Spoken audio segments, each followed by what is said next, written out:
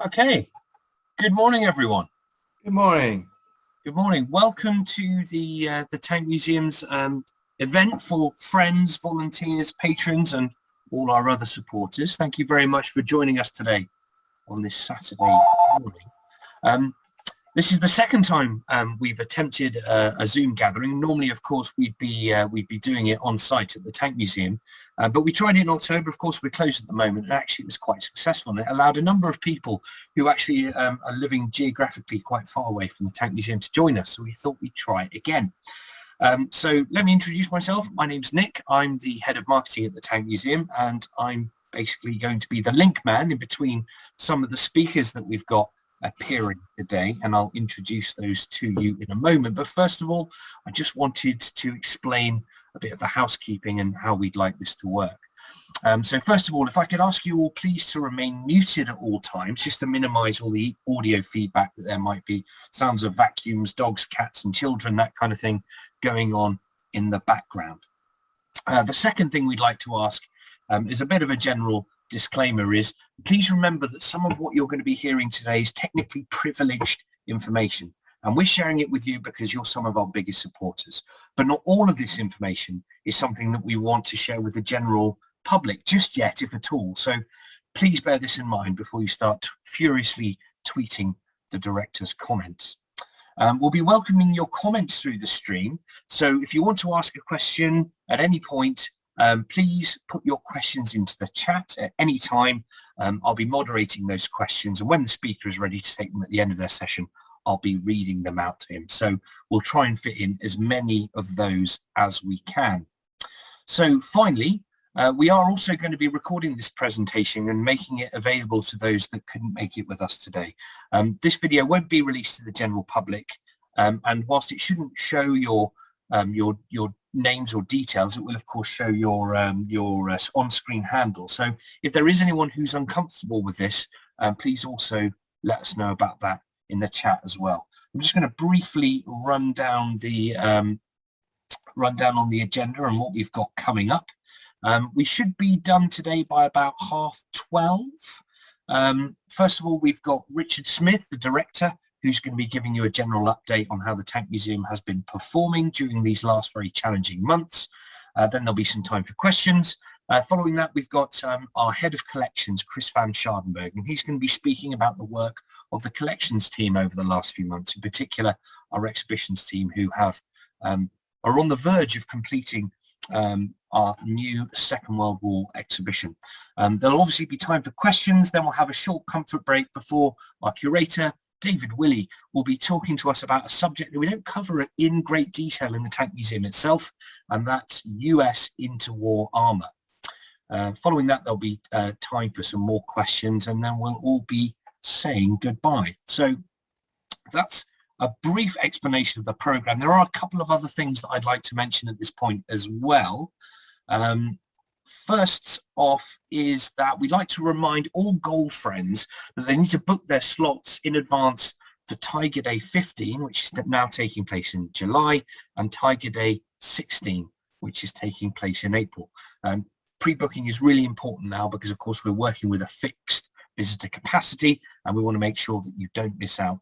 And equally as important is for Gold friends to book their slots for Tankfest, which is, of course, this year taking place in September.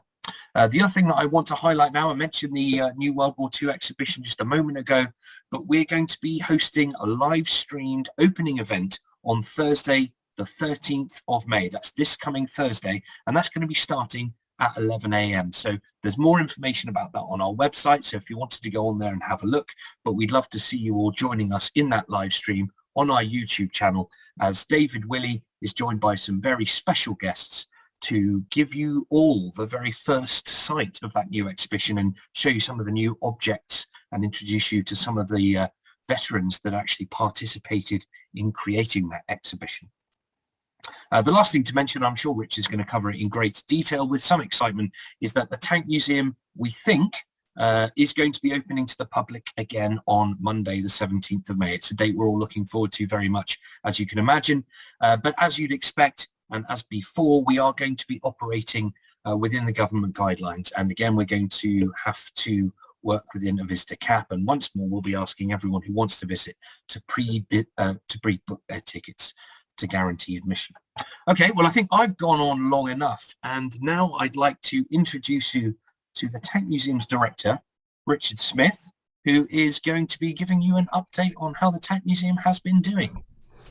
Morning, everybody. Thanks, Nick. Nick is Jackie Weaver for today, which will make sense to those in the UK. Will make no sense whatsoever for those outside the UK. Nick is going to be the Zoom Nazi, and we'll mute you if you accidentally unmute as we go through. I just add my welcome to Nick's. I like the phrase "friends, volunteers, patrons." It sounds terribly Shakespearean, doesn't it? But it's worth saying right at the beginning of this session, just to say thank you, really, to all of you for your support over the course of this last year. This has undoubtedly been the most challenging year in the Tank Museum's history. And actually, if there was any year on which we needed a really wide range of people to help us, it's been this year. You guys are our biggest supporters, and we are very grateful for your past, present and ongoing help for the Tank Museum. It's been a bumpy ride, but I hope you'll see over the course of the next few minutes that we're coming out in reasonable shape, I think, is the overall summary.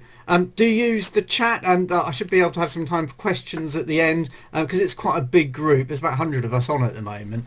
The melee of waving hands and things like that won't really work. So if you do have questions, if you bung them in the chat, then Nick will be surveying the chat perpetually over the course of the next half hour or so, and he'll try and take the questions which are the least offensive ones, and we'll try and make sure we cover those at the back end of this.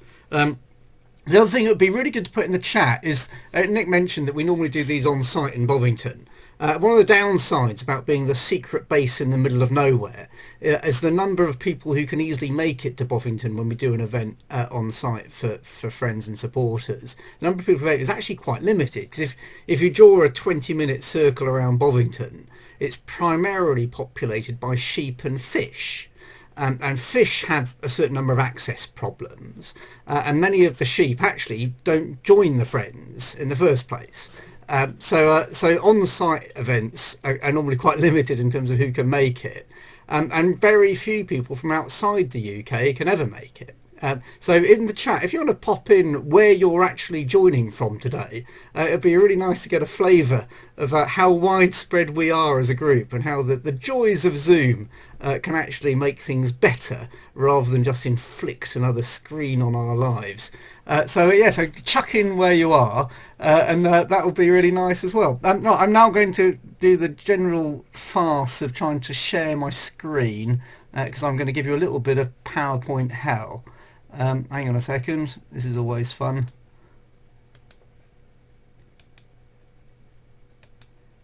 Is that on? Can everyone see that one?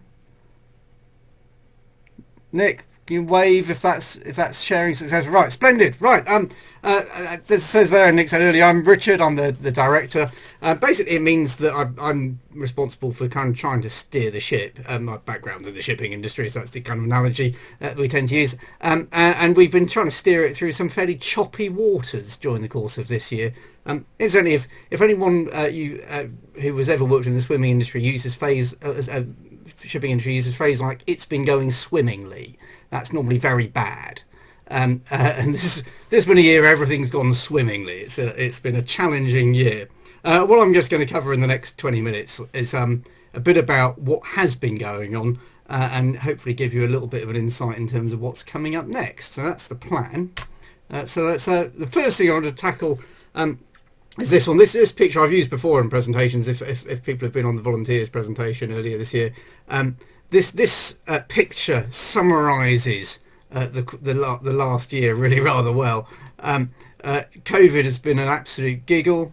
It has been a constantly shifting challenge, but it's one that the Tank Museum has come up on quite well. And that's partly because every disruption, brings opportunities, and people who move quickest can take those opportunities and come out on top. And that's what we've been trying to do on it. Some things have been just straightforwardly awkward.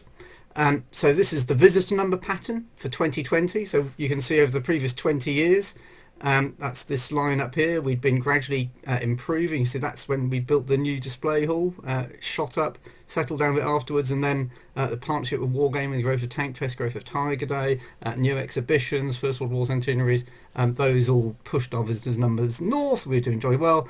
And then you've got this kind of off the edge of a cliff look in 2020 where our visitor numbers halved. And for an organisation like Tank Museum, visitors are the lifeblood, really, of what we do. And visitors pay the bills, and they're also the purpose of why we're here in the first place. Engaging people with great stuff is what the Tank Museum does. We are here to tell those stories of tanks and the people who serve with them. If there's no one there to tell them to, that makes it harder. Visitor numbers for 2021 I haven't included because they're slightly too easy to count. I would say nearly one. Call it none. Actually, we did have, apparently, on Thursday this week, 2 people came into the museum by accident. I don't know if we can actually count them as visitors, but that's the closest we've got to having visitors during the course of 2021. So 2021, we really are looking forward at the potential to reopen in May. When we keep saying we hope we'll think we're going to reopen, that's because the announcement about what the changes in the UK rules are doesn't actually happen until Monday. So no one's expecting the announcement to be anything other than we can open, but there's always that possibility. So Monday is the key day. So visitor numbers, brutal, I think, is probably the summary I would use on that.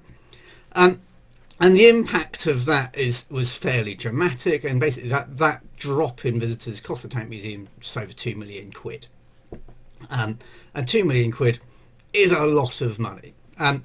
But the good news is that we managed to limit the damage quite heavily. We were well supported by the government last year. We actually, the big lump, as you can see on the bullet point down there, is the Cultural Recovery Fund is a pot of cash set up by the British government to protect what they call the cultural crown jewels. And the Tank Museum is absolutely one of those cultural crown jewels. We got nearly £800,000 of support from that. We were using the British furlough scheme, which is a scheme that is geared around keeping people employed if they haven't got the opportunity to do their normal jobs. We had, when we reduced staff costs, we didn't actually make sort of swathing cuts around staff. We've got through with us only a single redundancy in the Tank Museum staff. But on the furlough scheme, people don't actually get their whole salary. We've had lots of positions gaps, so if people have left, we haven't filled the positions. So we've been making sure we're being prudent. And the next one down there in terms of how we've been able to limit damage, the online shop and fundraising. And fundraising includes the support of patrons, support of friends, and other people who made donations. And people who've been buying from us has been a huge chunk of keeping us going.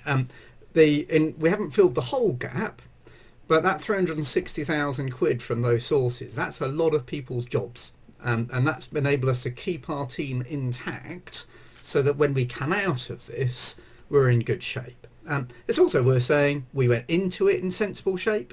We've been doing quite well on our visitor numbers, and we haven't been just peeing the money away. We've been quite prudent. We went into this with sensible reserves.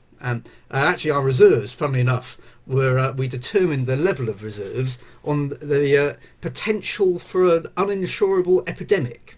The uninsurable epidemic we had in mind was foot and mouth disease.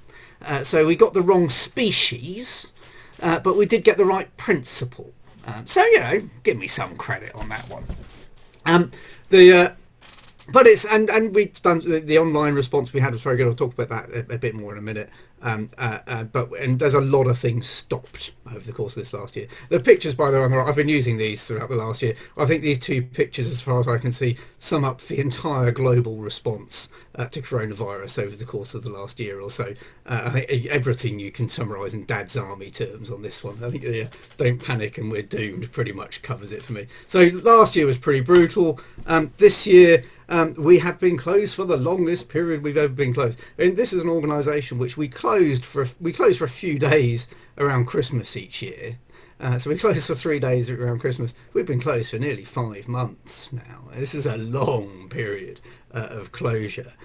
We still have what I've called a shifting regulatory landscape. This basically means the rules have been changing, and they're going to carry on changing. We don't know actually really what the rules are going to be for when we reopen. We certainly don't know what the rules are for the summer, and this starts affecting quite a few things going on around the rest of the organisation. I've been there, Tank Fest and Tiger Day.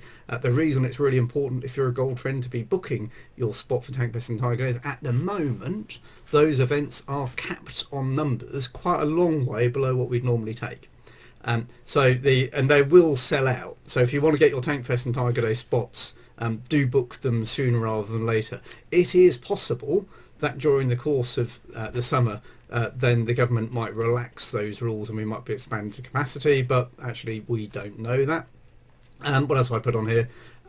It's probably worth saying that we were hoping actually we would open in April rather than May. Quite a lot of Britain reopened in the middle of April, including non-essential retail. Non-essential retail bizarrely included things like car showrooms. So I did explore the possibility at one point. If we were selling the tanks, we would be allowed to open in April. So if I put a price tag on every tank, then we could have opened and just said that we were a showroom. But apparently by not allowing people to take the tanks home means that you're not allowed to open. Apparently that's less safe. But I'm over that now. That's fine. The other thing we've got on here is that in 2021. The bounce back could be quite quick, again depending on how that regulatory environment kicks off. At the moment, the number of people in the building is limited to about 1,100. So unless the rules change, it doesn't actually matter how strong the staycation is. But actually, if people aren't allowed to leave the UK, they have their holidays in England. Dorset's a nice place to go. We could end up having a very, very busy summer. So we're kind of hopeful for that, and that our bounce back will be very rapid as well. Right, what else we got? So the sort of summary of what's looking ahead for us is that it's going to be a really weird year. The only thing that is predictable is the unpredictability, and actually you can plan for unpredictability. So what we've done this year, for instance, instead of having a normal process where we do our plan for the year and then we churn through it and we're normally fairly accurate, this year that's kind of gone out the window. We're planning on a quarterly basis this year, because that's roughly as far ahead as we can sensibly look. Similarly, I review our cash every week, because that's the number that really counts. On the whole, it's pretty healthy. We don't know what demand is, so we're looking carefully at the retail world, but what's going on there, it looks pretty strong. We've done things like reschedule Tiger Day and Tank Fest. So Tank Fest moving to September was a call we tried to make fairly early. The reason we made that call fairly early is we wanted to be able to book the lavatories. Because everybody in the UK is moving their events to September. The people who move their events to September late don't get to book lavatories. And we think that's an important feature of an event. Call me old-fashioned. We've got to be quite nimble on our feet, and we've got to try and make these decisions at the right sort of time. The other thing that we're seeing, the last few bullet points I've got down there, I'll talk about online a bit more in a second, but the online stuff is really exciting, an opportunity which we think is going to hang around. And we're not holding back from investing in what we've got. We've used the period where we're closed. I'll show you a couple of pictures of it, and Chris will talk about it a bit more in a minute. We've used this period where we're closed to actually make the experience better and invest in the site and do work which otherwise would be quite intrusive on the visitor experience. Painting floors and ceilings and stuff like that is an awful lot easier when the building's empty. And installing exhibitions is a piece of cake when the building's empty compared to when we've got visitors in the building. We have to marshal people around stuff. So we've been not sat on our hands. We've been ploughing in because we think there's a competitive advantage to gain. Really, if we come out of this in better shape than others, we can clean up. That's what we want to do. on the subject of the new exhibition, so I don't know if anyone's has been and seen what we did on our first phase of World War II, but the last 10 years we've been gradually redoing all of those old exhibitions, and the World War II hall was the last one we came to. So we'd done pretty much everything else. World War II was a real challenge. It's some difficult stuff to move. Big areas, about 40,000 square feet. So we've been doing it in two chunks. Over the last year, we've spent about £1 million on redoing those World War II exhibitions. And they do look very good. And redoing an exhibition actually looks like this. Making things look good is actually really quite important. So there's been an awful lot of that going on. And I've got a couple of screenshots just for the people who haven't seen it so far of what we've done so far. So this is one of the things we installed during the course of last year. What we're trying to do is tell our stories better in a more engaging way. We did a lot of work trying to understand what people really like when they come to the Tank Museum. They like seeing great stuff. So we haven't reduced the number of vehicles. We've got basically the same number of vehicles that we had in there before. It's still, in case anyone's worried, it still has that great smell of stale diesel, which is very important, obviously. But people also wanted to have really great stories of young men going to war, and that's what this exhibition really majors on. And it's really good. It looks good, and the stuff in it is good, and I do thoroughly commend it to you. So this is just an example. We're trying to use a bit more diorama, so it's not all diorama, but we've got nuggets of diorama in there. But this is sort of the flavour of what we're doing. So it's presenting things really well, taking really interesting stuff like that. That's the flag that flew over Tobruk during the siege. This great big Nazi flag underneath it was captured by the RTR in the Second World War. We put that photo on Facebook recently. We were really interested to see how Facebook were going to deal with not just a fake swastika. This is the real thing. But it seemed they seemed to get through their senses, which was quite encouraging. But the whole thing is a proper exhibition. It looks really good, and it's there to make sure the visitors know what we're doing. Chris will talk a bit more about what the next phase is, I think, when he's giving his update. And this is the other thing that's been really going on this year is digital revolution. 2020, the numbers are big. The numbers satisfyingly big. There are a couple I want to just draw out, which I put on here.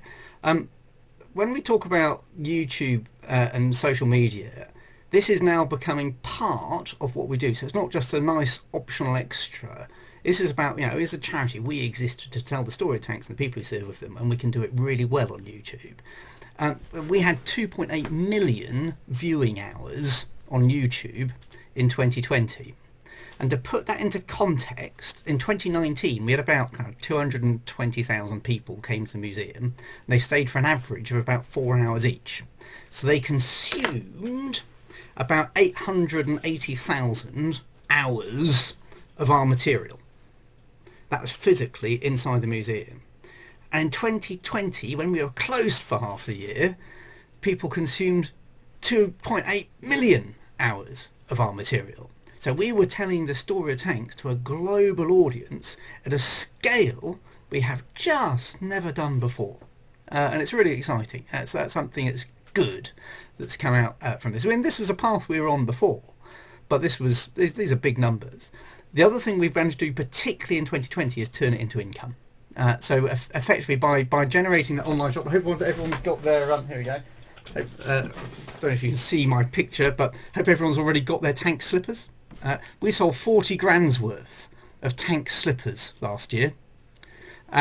If you're thinking your tank slippers are now tired, they're passé, your family no longer honour and respect you because of your leisure footwear, we do have Tiger 131 slippers coming out. So keep an eye out for those. But this is as a business owner, we're not waiting for the handouts, we're working for it. And this has been really important to us. Right, I'll just one more, I think, and then we'll go for some questions. I've just been thinking about what next on digital. Again, this is sort of, some of this falls in the under the banner of what Nick was flagging up earlier, as this isn't out there yet. So you're privileged to get the first sort of glimpses at some of our thinking on this. So, we've got this really successful YouTube channel. we don't want to rest on our laurels. And if you do social media and then you just kind of grind to a halt, then it will all stop.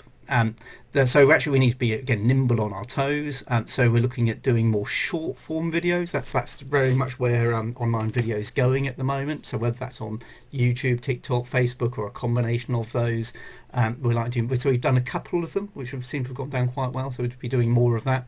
We might end up doing a new channel as well. The current channel that we've got, the stuff that really works and people want to see and they expect to see, these sort of tank chats, top fives, bottom fives. We're roping anyone on the bottom fives, obviously, but that's what people want to see on the current channel. But we think actually things like restoration might be something that does better on its own as a channel. These short form videos might be a channel on their own. Those are all opportunities for us. We think there's opportunities to do more live streams, whether that's of tours, whether that's events like we did Tankfest online. There's some good opportunities in there. We think that the digital opportunities include things like what we're doing today, and we've got over 100 people on today. This is, we normally get 50 or 60 if we do a Friends event at the museum. And actually, we think that things like this, if we're going to have a global audience for things like YouTube, actually we need to be able to work globally. And this is a great way of doing it. We think our governance is going to start changing in terms of how we do stuff. And one of the things we're seeing there is that we can get a wider range of advice. We've got a group called the Collections Committee at the Tank Museum, and these are the people who are in charge of looking after stuff. So it's part of some trustees and some specialist advisors. But the specialist advisors we're able to reach go out further now. So the director of the Austrian Tank Museum is now advising us because he really knows his stuff and he's willing to help, but he can't come to meetings. We've had advice from the Smithsonian over the course of this last year as well. Again, these guys aren't going to come to meetings, but they can join in with us digitally and make us better. And so, we might be the secret base in the middle of nowhere, but that doesn't mean we can't access the best advice in the world. So I think that's really exciting. Certainly makes my life easier anyway. And the last thing in terms of digital is this income stream we think is actually probably going to be sustainable. We think it's going to outlast. For instance, the shops have reopened in the UK and our digital income is carried on. And if that's true, then we can do more stuff. This won't be a question of plugging gaps. This is going to be money which we can then reinvest, look after the stuff, and be better at being a museum.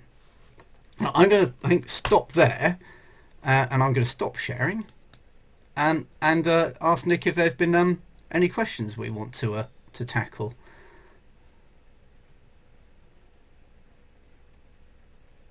Nick will need to unmute now. There you go. Sorry about that. Always looking for the button to unmute.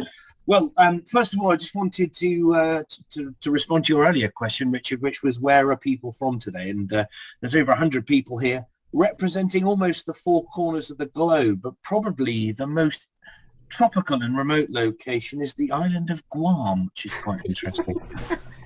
But other than that, we've got people here from Cornwall to Colorado, from Texas to Tewkesbury, from Australia to Aachen in Germany. So there's a good geographical spread of locations in there. So welcome all, and thank you very much for joining us. One of the questions that did come in was what plans there were for reopening access to the archive and library. I don't know if that's something that you can answer, or maybe Chris can pick up on his piece. I think I'll give that one to Chris. And the issue is always going to be about what the rules of the game are, which remain slightly fuzzy. Chris, do you want to give some insight into that? I expect he's looking for the unmute button as we speak. Found it. Good morning, everyone, or at least to those in the UK. Yes, the archive, thanks for the question. The archive is we just underwent quite a bit of building work in the archive, which has to be, is now completed. Stuart, the archive manager, and his team now have to reinstall a lot of the materials. So we probably need a few more weeks to sort it out. And as Richard says, we will obviously follow the government guidelines. But yes, we hope to definitely, the museum opens on the 17th of May. And I don't see a problem with having visitors again in the archive for research. But at the meantime, we just need to sort our archive out. What we had to do building work, and therefore we had to remove a lot of the archive material into what is called the reading room, where the researchers normally are located. So that is currently full of manuals, books, you name it. So give us a few more weeks, but it's not far off. Cool. Thanks, Chris. Another question has just come in, actually, which is probably a bit more for Chris, but seeing as Chris is on, I'll just pick it up. There was talk previously about an archive digitization program. Is this still in the long-term plan when addressing the concept of remote access? I can pick that one up. There's a couple of different bits in here. There's stuff which is going on right now, and there's stuff which would be nice to do in the future. So the big one that's going on right now is actually across all of the Army museums. The Army museums across the UK, so there's 140 something Army museums in the UK. They got about £4 million of libel money. This is from misbehaving banks. To digitise their First World War collections. So all of our First World War collections are in that programme.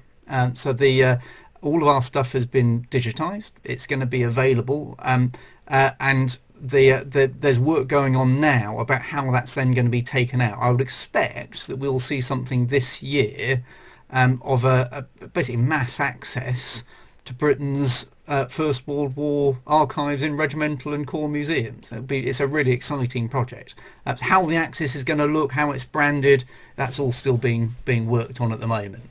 So the First World War stuff has been digitised and definitely will be available, and I reckon will be available during the course of this year.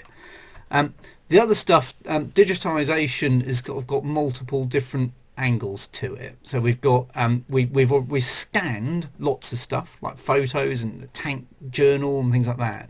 Making them available is more difficult. So at the moment we're very much still on the scanning side of it. The pushing that content out isn't yet on the plan, but in the greater scheme of things, that's what we want to get to. And in my feeling is, if we were able to get to the point where our photo collection could be made available online, preferably for free, I think we would be being a better museum. So that's the kind of stuff I want to be able to get towards, but it's not for the next couple of years probably. Cool. Okay. A couple of other questions then, Richard, before we move on. One's just come in about the model show. The model show this year is actually taking place on the first weekend of September. So there's one for your diary there. Some few other interesting suggestions have come in of the kind of things that we could be doing with additional content like model walk-arounds our vehicles for model makers, which is a particularly interesting idea. Somebody else has suggested that perhaps we should be promoting the Amazon Smile scheme more, which is where if you sign up to support the Tank Museum on Amazon Smile, we get a very small percentage of the transaction value, which is always worth certainly sort of making more people aware about for sure. And we did actually last year make a couple of £1,000 through the Amazon Smile scheme. So again, every little help, but absolutely tell your friends and family to support the Tank Museum on Amazon Smile. Another question about pre-ordering slippers, the new slippers that we've got coming in. I can probably take this one. We will be making them available for pre-order as soon as we're confident when they're going to arrive. I don't know if many of you are aware, I'm sure Richard probably is from his former life in shipping, but there is an absolute logistics nightmare going on at the moment in terms of getting containers out of China. I don't know if you could elucidate more, Richard, on what the issue is. I just know they're not here yet. Basically, it's all knackered. But it means that you've got unpredictability in supply chains, and if you're on a single container of stuff, then you're quite a long way down the queue. Somebody else made the observation that, of course, we do tend to focus a lot on the Tiger, and the reason is, of course, that the Tiger does tend to sell very, very well. Someone suggested that we perhaps should be putting out some Churchill slippers, which is certainly something we can look at in the future. We did start with a kind of a Sherman-y type of one. So in our defence on that one, actually, just to expand on that, it's worth saying one of the reasons actually we do a lot of stuff with Tiger is partly to establish that if it doesn't sell with Tiger, it's also not going to sell with anything else. So just because we've done stuff on Tiger actually doesn't mean we're not going to do other stuff. So if you look at things like the Haynes manuals, the first one we did was the Tiger, because if no one bought a Tiger manual, then no one's going to buy anything else as well. But actually, Tiger sold like Topsy, and then we ploughed into everything else, and that's actually what we tend to do on quite a lot of other things as well. So Kobe, for instance, we did Tiger first, but then there's masses of other Tank Museum Kobe models out there, including the British ones as well. And you can buy your own little Lego David Fletcher, which is always a special joy. Absolutely, and people who follow the Tank Museum regularly will note that we've just actually republished some of David Fletcher's earlier works, which have been out of print for many years, and we're going to be continuing to publish some of those David Fletcher out of print books going forward as well, because we've seen that there is a demand for those things, and of course David Fletcher tends to focus more on the British tank experience.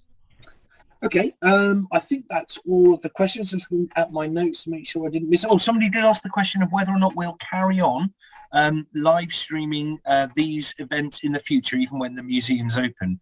And I think, speaking for myself, I think we would absolutely love to do that because, of course, the chaps in Australia, Germany, Guam, and even further north in England wouldn't be able to practically always visit these things. And, you are our biggest supporters, and one of the ways that we'd like to acknowledge your support is to keep you informed of what we're doing and why we're doing it. So I think this is a format that we'd like to continue doing. Somebody else also remarked that David, Willey, and Finn need their own YouTube channel, which we're all a big fan of Finn, and of course David does a fantastic job, but the one issue is that of course dogs currently aren't allowed in the Tank Museum, which is something we probably need to address before Finn can take his YouTube career seriously. Okay, and is there any other questions for there is one other question that's just come in, quite an interesting one. Are there any plans to acquire any new acquisitions from the IWM Duxford Land Warfare Hall, which appears to be closing soon? Is there any news on that? Chris is probably best informed on this. We're having quite a lot of discussions. Actually, museums getting rid of stuff or moving stuff to different places is actually normal. I think it's probably the saying. I think the IWM closing that Land Warfare Hall, I think, is possibly slightly overstated. I think they're looking at shifting lots of stuff around. And stuff that isn't going to be on display, and they're looking at loaning out and some disposals going on, and they're certainly reviewing what they're about and what's core to them and what's not. And there's stuff which would be really interesting to us that actually doesn't really fit in their remit of telling kind of this sort of social history of warfare, particularly looking at the British and the Commonwealth. We're certainly speaking with them regularly. We've got our beady eyes on a few bits and pieces, some of which they might be willing to release, and some of which they probably won't, because they probably want to keep some of it. So I don't think we've actually got anything firm coming our way right now. There's a couple of bits and pieces we have had from them already. For instance, they had a bog standard 75mm gun tank Sherman that was in Bulford that was actually on their books. They transferred it to us because they weren't going to do anything with it. It's now on display in our Second World War gallery. And this is exactly why museums dispose of stuff. If they're not planning to display it, they can pass it on to someone who will. And that was a really good example of the process working. But anything else we can say on that, Chris, at the moment? I don't think there's nothing that's firm enough yet to really be able to say something definite about, is there? No, I think that was the right summary. I think they're looking for options. They're working with other museums in the sector. I think the maybe the initial media statements about it's all going to leave is a bit over the top. When speaking to them, they're doing the right thing. They're looking for potential new homes with some of their items, but they're definitely, from the latest we heard from them, not trying to get rid of their entire collection. That is, I don't think, the case. And as Richard said, we have put our name down for a few interesting vehicles that are relevant, and I can also see from the IWN's point of view why they may want to find a new home for those items. They may be better off here than with them. So from what I can see and what we can judge at the moment, this is a sound professional process at this stage. Yeah, someone's actually also, I was just seeing in the chat, asked about Abrams. Our request for Abrams is now 24 years old. Our first formal request that I can see for an Abrams from the Americans was made in 1997. The American system is apparently working, and is likely to push something out at some point. It's likely to be a loan, we think, rather than a gift of an Abrams. We were on the cusp of that loan starting to happen. Actually, the people who were administering the loan were the same people who were administering the loan of the Elephant, and the Elephant definitely arrived. So we are still hopeful for an Abrams. We think that the COVID seems to have been a bit of a distraction in the meantime. So we're not holding our breath, but yeah, still really want one. Someone's asked about Merkava. Similar sort of story. The Israeli ambassador has said he'll sort us out with a Merkava, and we're extremely keen on getting Merkava. I would actually say is the most important technical gap in our collection. So we are still speaking with them, and COVID has put all that into the long grass as well. Great. Okay. Well, I think then it's probably the end of Richard's session. So, Richard, thank you very much for bringing us all up to speed with everything that's going on the financial side in particular. There is one question that's just come in that I think I can answer, which is when will tickets actually be available? So whilst we are 99% certain we're going to be able to open on the 17th of May, we have to, of course, wait for the official government announcement to say that, yes, the next phase of unlocking the lockdown is going to be taking place. And we're expecting that actually on Monday. So if that announcement comes, and we think it will come, tickets will be available to book to the Tank Museum for normal admissions as of Tuesday the 11th. So next up then we have Chris van Schaardenburgh, who is our head of collections. He looks after the workshops team, the exhibitions team, and the archive and libraries team, and he's going to be giving us an update on those departments. And yeah, Chris, do you want to share your screen? Yes, good morning, everyone. Let me just share my screen.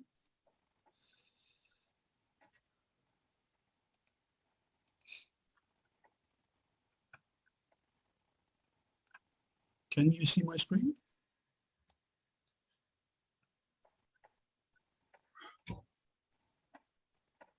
Yep, there's lots of thumbs up there, Chris. Looking good. So good morning, everyone. My name is Chris van Schaardenburgh, head of collections. As Nick said, I work closely with the different departments here that deal with the collection. There was a bit of a computer and a power outage this morning, so I had a bit of a scramble. So, Nick will tell me off for not having the museum logos on here, but it was a bit of a computer glitch this morning. But here we go. Richard mentioned the phase 2 development. We used the lockdown to install the Second World War, the second part of the Second World War exhibition, to offer our visitors, when on reopening, which is now happening in a week's time, a fantastic new experience. Phase 1 was just about completed during this time last year, April last year, but just when we were ready, we had to close down.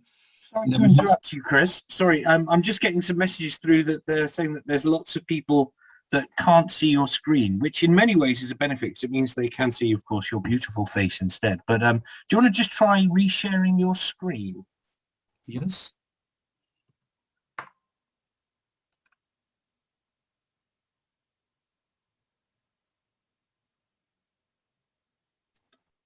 Okay, now when Chris has done that, if you can see what Chris is showing in his screen, then please indicate. Can you see my screen now? No.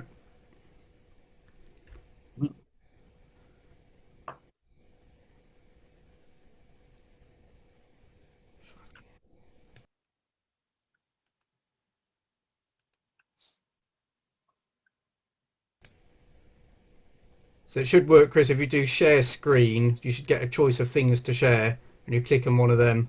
There you go. Got it. Are we now in business? You need to now go on to... There you go. Sorted. Excellent. My apologies for that. So, yes, the second part, the phase 2 of the Second World War exhibition. This is the part we talk about. Here's the design of it.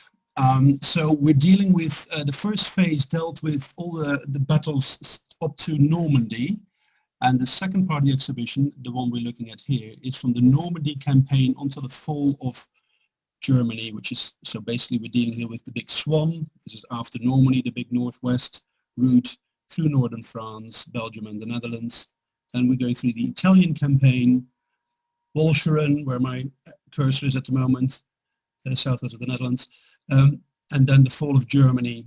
And in the back here is very much a reflection zone of honoring those and reflecting on those stories we have been telling. So both phase 1 and phase 2 is all about the different battles and the men who fought in those battles.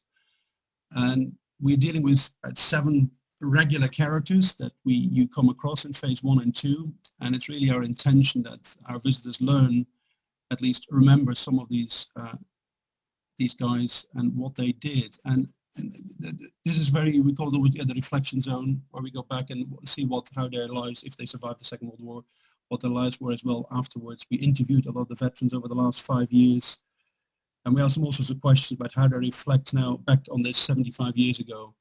And it came out, the exhibitions team, supported by the archive and obviously David's input, they did a fantastic job, and they literally finished painting the floor last night. So it is starting to look extremely good. So this is the Great Swan, the first element of phase 2. This is actually the introduction board panel to that exhibition, to that sort of element of the exhibition. What I just said, from the landings in Normandy through northern France, Belgium, and then subsequently the Netherlands.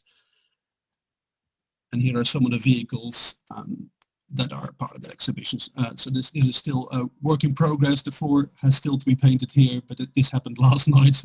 And here we have the vehicles, the half track, and actually this is the M4A4, the box standard multi-bank Sherman, as we call it, that Richard referred to, which we kindly took on from the Imperial War Museum a few years back. So that's now part of this new exhibition. So there's been a lot of repainting of the vehicles going on.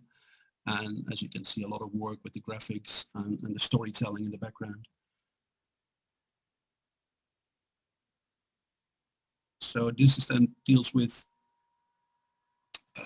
the Northwest campaign, and then we move over to the Gothic line, to the campaign in Italy in late 43, 44. Again, doing all the stages as the Allies move north. So this is the intro panel from the exhibition.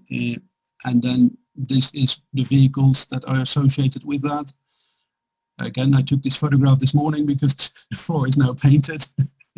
This is the Stuck. As you can, this was actually on loan the other way. This was on loan to the Imperial War Museum at Duxford. It was actually for many years already ours and came back because it has a very original vehicle. And for those of interest, of course, is the Zimmerit, original Zimmerit on that vehicle, which is quite a rare find. And that's why we put this mock-up rubble in front of it, so people hopefully do not peel back this Zimmerit of this vehicle. To the left of it, and again, it shows how we work with other organizations. This is a Churchill Mark IV belonging to the Churchill Trust, and these vehicles, 3 of these vehicles from the Churchill Trust, are on loan to the Tank Museum with an eventual transfer of ownership after 20 years. So again, it shows how we're working with our partners, not only museums, but other trusts, in getting telling the best story. And this is a fantastic vehicle to have. We put steps next to it. You can actually look inside because it's completely kitted out. And we work with Arts University Bournemouth, our local creative university, who makes mannequins, their props department.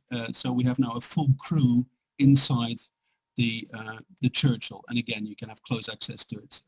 Again, have a better idea what these men, what conditions they worked in, and how cramped it is in some of these vehicles. So this is the design overview. So this is the Churchill we just looked at, and now it goes into the next campaign, which is here, which is Walcheren, the southwest of the Netherlands, the province of Zeeland. And also in that same area we have some showcases dealing with prisoners of war. Again, this has yet to be filled, but that's now also close to being completed. So this is Operation Evacuate, the southwest campaign in the Netherlands between the Canadian and the British forces, with the island of Walcheren here. So again, this is the actual introduction panel to it. As part of that campaign, we tell the story of Rifleman Khan, who saved his handler. So again, working with the Arts University students, they made a mock-up here of the Alsatian. Again, very popular and very good now that it's on display. That actually came in last week.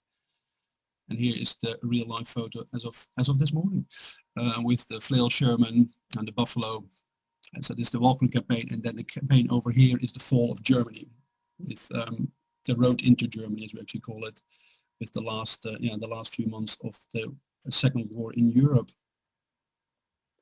Again, here's the design. This is the part involved.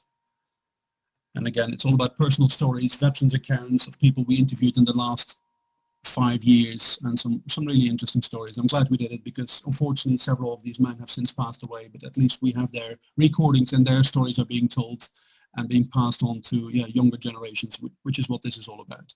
And they were very proud to be part of that. This is the last section. You see here the bicycle with the hand grenades and the Panzerfaust, and next to it, you can't see it, but it's the Jagd Panther. So again, it shows the extremes from having these fantastic big weapons, and in the end it came down to fighting on a bicycle with some Panzerfaust. So we want to really reflect that story, what it was all about in the end. And then here's the reflection zone, where there's an AV with all the veterans interviews and all the individual people that we have come across in the exhibitions. Their stories will be told here, what they did after the war, if they survived the campaigns.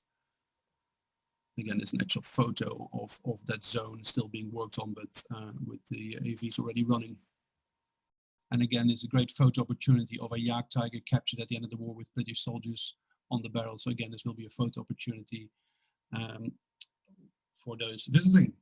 So that's that's where we are at the moment with the Second World War. Some fantastic work gone in it, and this is what it's all about. These veteran stories. We really want to ensure that some of our visitors pick up some of the memories of these men, and these are the guys that you meet throughout the 2 phases of the exhibition.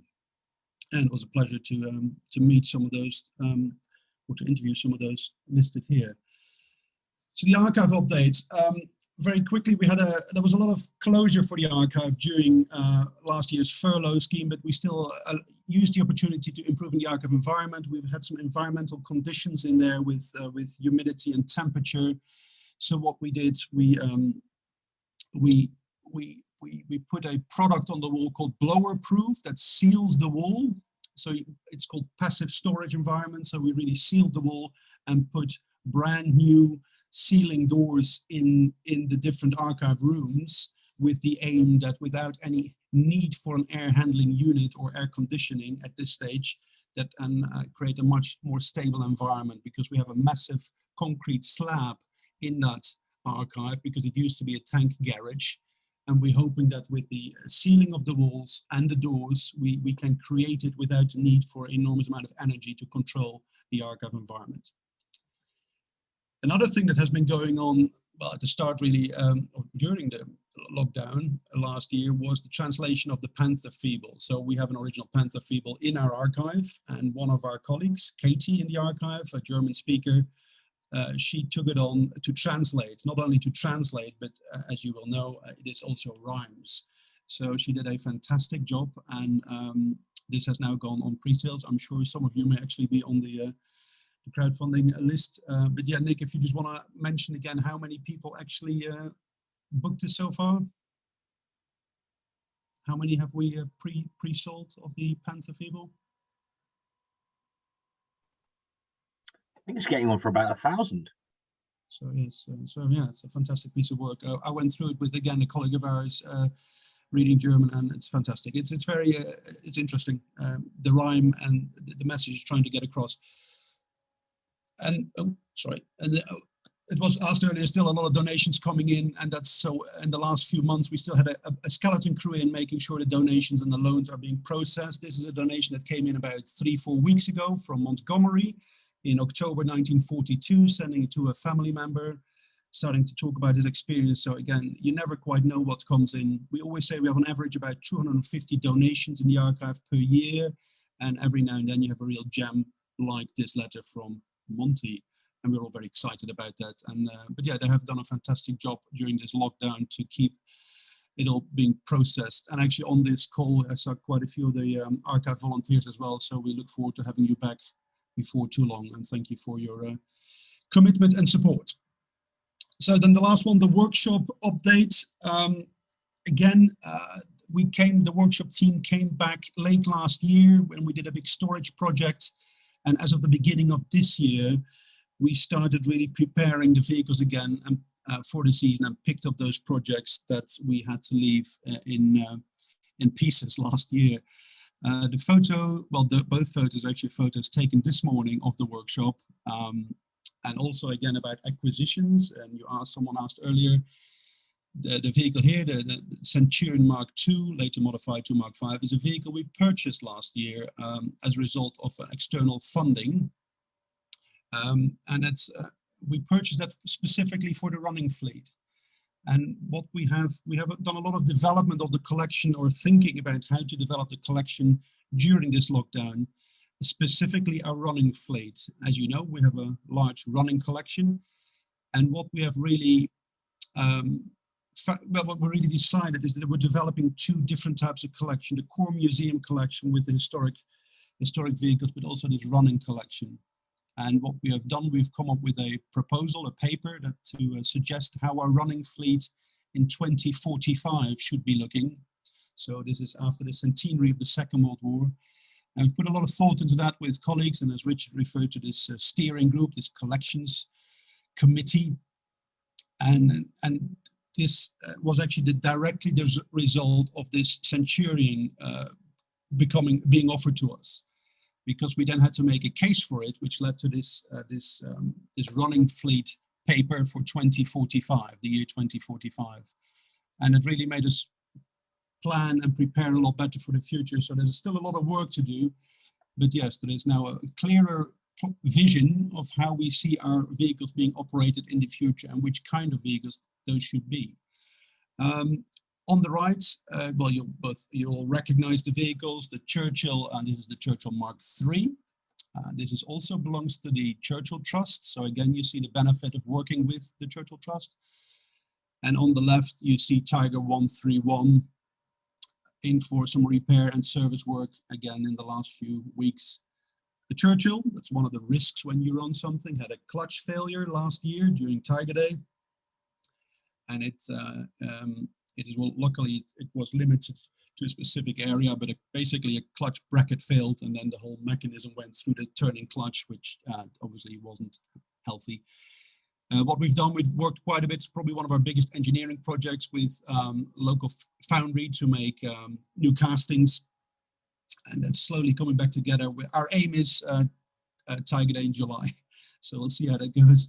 Tiger 131 behind it is in for just a service, oil change. But also we had leaking fan drives on the back deck. You have the fan drives, and they leaked oil, which then always dripped on the engine. There's always a lot of smoke. So they have been in bits in the last few weeks. And again, an interesting combination of apprentices, volunteers, and workshop staff working on it. It's now going back together with an engine run planned for early next week. So fingers crossed that one will be on the road again. And these some other vehicles that are currently in. The Comet is in for a full service. And again, we had quite a job rewiring a significant part of this vehicle. Again, for safety reasons, it failed last year during a Tiger Day because the wiring failed. And that's some of the challenges. So you have different type of work that you do in these vehicles. Some are a real overhaul, some are repair, and some is just maintenance, like the BRDM2 here, which is, again, we use quite a bit for our tanks and action shows, which is in just for a big service.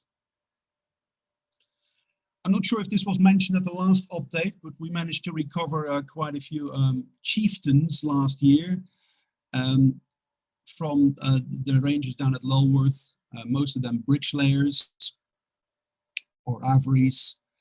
And I think we've got about 14 sitting now on this apron, waiting to be officially handed over to us for spares recovery.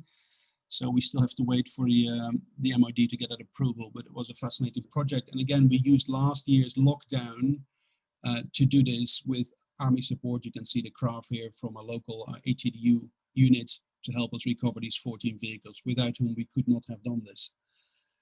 And last, I wanted to mention, this has been quite an interesting project on the left, the mini tanks. This actually was a suggestion made by the events team. And again, I'd hope it shows how we're trying to work together here. An idea about what other opportunities there are, specifically now in the COVID world. We looked more at outside engagement, also for the family audience. So the event manager, she thought she had found these mini tanks and she was very keen, and we ended up buying 5 of these, repainting them. And yeah, this is a bit of test driving. And actually Nick and his team did the official launch video, filmed it over the last week. So that is another addition to our offer this season.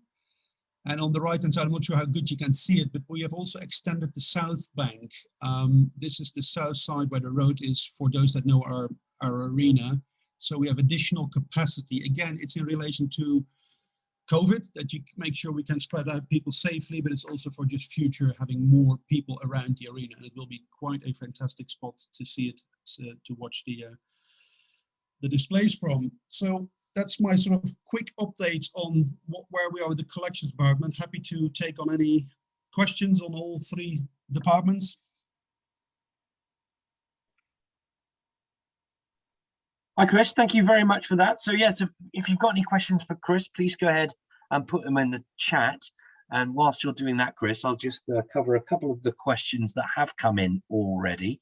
The first question that came in is, and I'm not sure if it's one we can answer in full detail at the moment, is will there be a book featuring those whose stories we tell in the World War II exhibition? I mean, certainly from my side, we're certainly planning on making a bit more content available on those individuals, available online in the coming sort of weeks and months.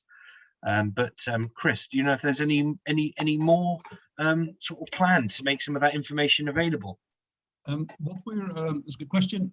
We did a booklet for the Tank Man exhibition. So basically the similar story of the First World War tank soldiers.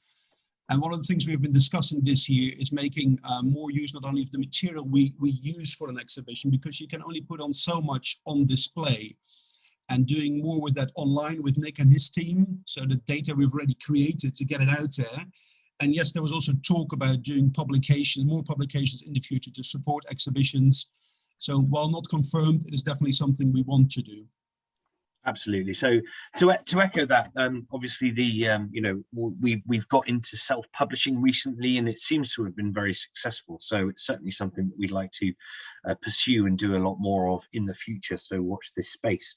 One of the other questions that came in, Chris, is one that we've actually had quite a few times. So you probably have a well-rehearsed answer for this one already, and that's the question as to whether or not the Churchill gun carrier will ever be restored. You're asking a Dutchman here to be diplomatic. I think it's not high on the priority list at this moment. Excellent, thank you very much. Another question coming in about the mini tanks. Obviously, there appears to be a little bit of excitement about this. There isn't, for the mini tanks, we're saying that the participants have to be 150 centimeters tall and 13 plus year of age, and they look absolutely fantastic. And take it from me, they are going to be a lot of fun. There's another question about will we be trying to get hold of and it wasn't from me, Chris. Will you be trying to get hold of Duxford's running Conqueror gun tank and ARV? At this stage, we have shown an interest in a few vehicles. They still have to be approved through their sort of board of trustees. But I can assure you, if that vehicle would appear on that list, I think we will show an interest. You have to be careful, I guess. You don't constantly want to sound like a vulture when you're at another museum. Ooh, can we have this and this? But we have, I think, David and myself have made it clear that if particular items would go, that, oh, we are the Tank Museum, we are quite interested. But there is also from the Imperial War Museum a very strong understanding and willingness to obviously work with us. If they think, hey, this particular vehicle is actually better off with you, then they're very keen to work with us, and they have already actually actively approached us on a few vehicles as well. So I would say watch this space. There are hopefully a few interesting vehicles coming from the IWM once they have followed their complete disposal process. But again, just back to the earlier comments, I don't think the fact of they're trying to get rid of everything is accurate. I think they're just trying to make sure that what they keep tells a story for them. Excellent stuff. Thank you. We've had another question as well about when we'll be getting to see the workshop diaries again. I think that's probably one I can answer. Obviously, because the museum has been closed for so long, there hasn't been a great deal of material to film, but we do have we are planning to get the Workshop Diaries YouTube series restarted and re-going as things start coming back to life in the Tank Museum. So don't worry, there will be more Workshop Diaries published on YouTube shortly. For example, we do have an entire episode that covers the recovery of those Chieftain tanks from the Rangers, which again, we're just waiting for that permission to be granted by the MOD, and then we'll be able to share that with you as well. Chris, a couple of other questions that have come in. Are there any plans to display the KV-1, Su-76 and Su-100 in the immediate future? Not in the immediate future. We had a lot of discussions about, especially KV-1, when we removed it in preparation for the Second World War development. We were really looking for ways to keep it inside the museum, but yeah, hopefully in the future again, but no short-term plans. But of course, just to reassure you, they're all safely inside the Vehicle Conservation Center, and hopefully during open days and special days, you can still see those vehicles in the Vehicle Conservation Center. So yes. Excellent stuff. Thank you very much. Couple more questions then. Is there any plan to paint the 2343 in a more realistic paint scheme? Nick, can you just check? This question didn't come from David. I can confirm it wasn't from David. You have to explain to me what the 2343 is actually, because I 8-wheeler in the yes, okay, in the Normandy section. Good question and a fair point. Yes, we are actually working on it. Just to prove my point. Well, this is what you mentioned the other day. Samples for Dunkelgelb. So yes, we are. There were two things. David was always on about it as well, and I think it was previously mentioned. We have original Dunkelgelb in our, I believe it is a Panzerfaust box in the archive, which David in the past has copied, and we're also working with the actual code. What we're doing, it's an interesting question, because we have repainted about 8 vehicles as part of the phase 1 and phase 2. And what we're doing, apart from obviously looking at the right paint and what is relevant to that vehicle, where we know there is original paints left on that vehicle, even if it's a layer below the current layer, we repaint these where possible with reversible paint. Because in the museum sector, it's always about reversibility, that you can get back to the original if needed in the future. But where, for example, the M4A4 Sherman that Richard referred to, that spent years and years outside. So we just repainted it in the correct new permanent paint, because we knew we weren't covering up any original material. So an interesting question, and the answer is yes, we will hopefully in the next month or so repaint that vehicle. Excellent answer. Thank you very much, Chris. And there was actually a question that came in, which I thought would be a good one to sort of highlight, actually, and that is, to what extent does the Tank Museum have the capacity to deal with full tank restorations in-house? Yeah, again, a very good question, and something we discussed again a lot during this reflection time of lockdowns. We have obviously done, the guys have done the Matilda 2 restoration, arguably one of our most complete in-house refurbishments. A lot of lessons were learned, so we can do it. There's always two main things to consider was the costs. And if you do a full restoration, you have a core team that needs to be on it for quite a few years. And of course, we have a running fleet of 55. So then a lot of other activities fall back. So it's this balancing act. When does something really need it? When is a systems overhaul, like we maybe did this season on the Comet with new wiring, or we're doing the Valentine at the moment, just a suspension, where you're doing parts of it. Otherwise, you have to be careful that you don't slow the entire workshop down and have enormous cost on one vehicle. Well, maybe the idea should be to spread the love amongst all these 55 vehicles and get them slowly up. But we will do full restorations again in the future. And again, hopefully we can announce some of that in the future. Yeah, no, I think that's a very fair point, Chris, isn't it? It's I think sometimes people see perhaps the progress that some of the private collectors make in terms of restoration projects and that kind of thing, but of course they don't have a running fleet of 55 vehicles and a program of tanks in action displays and tank fests and things that they have to keep those vehicles go. So it's important to sort of point out the fact that the workshop, it has a full program of work before we even get into restoration projects. That's absolutely true. A lot of time goes in operating these vehicles as well. So not only restorers and maintainers, but also operators. And as Nick says, we have a lot of activity. There is a question here, Chris, which is a very pertinent one. Any plans to extend indoor space? I mean, obviously, I can prefix this by saying, we've learned as an organisation that creating the right kind of space can be very, very expensive, as building the VCC showed. I mean, obviously, we'd absolutely love, I'm sure, some additional indoor space, Chris, wouldn't we? Yes, and this is where I hope that Richard doesn't mute me when I make these statements. We have a fantastic museum display now. We have a fantastic museum store, the Vehicle Conservation Center. We just did some upgrades on the archive buildings, which needs further upgrades in the future. So obviously we shouldn't ignore the archive. That's vitally important. What we're looking at, and this is a future project, is how do we best store our running vehicles, almost like a garage for our running collection. Because some are in the museum, they're fine. Some are in the workshop, they're fine. Some are in the VCC, which is not ideal because it's really a museum store. And some are in sheds in the back buildings, and some of the environments are not ideal there. So one of the things we're looking at into the future, and this is probably still quite a few years away, to plan for a proper professional garage where we can store our running fleet safely. Because we had an interesting, we mentioned that Nick and his team were filming the mini tanks from the Vehicle Conservation Center, and I said sort of, be careful with any smoke creation for any effects, but realistically, if we start our Challenger 1 in the VCC, you can't see your feet, you can't see your hand. So it's something we want to improve in the future, that the store is the museum store, and hopefully a good running fleet garage. Thank you, Chris. So yes, there's obviously no shortage of things that we'd love to be able to do, and it always comes back to money, of course. And sadly, some of the plans that we may have had in the sort of medium term may have to be rethought as a result of the COVID pandemic, of course. But watch this space. We're still a very ambitious organisation looking to move things forward. The other thing I just wanted to say, I don't think there's any more.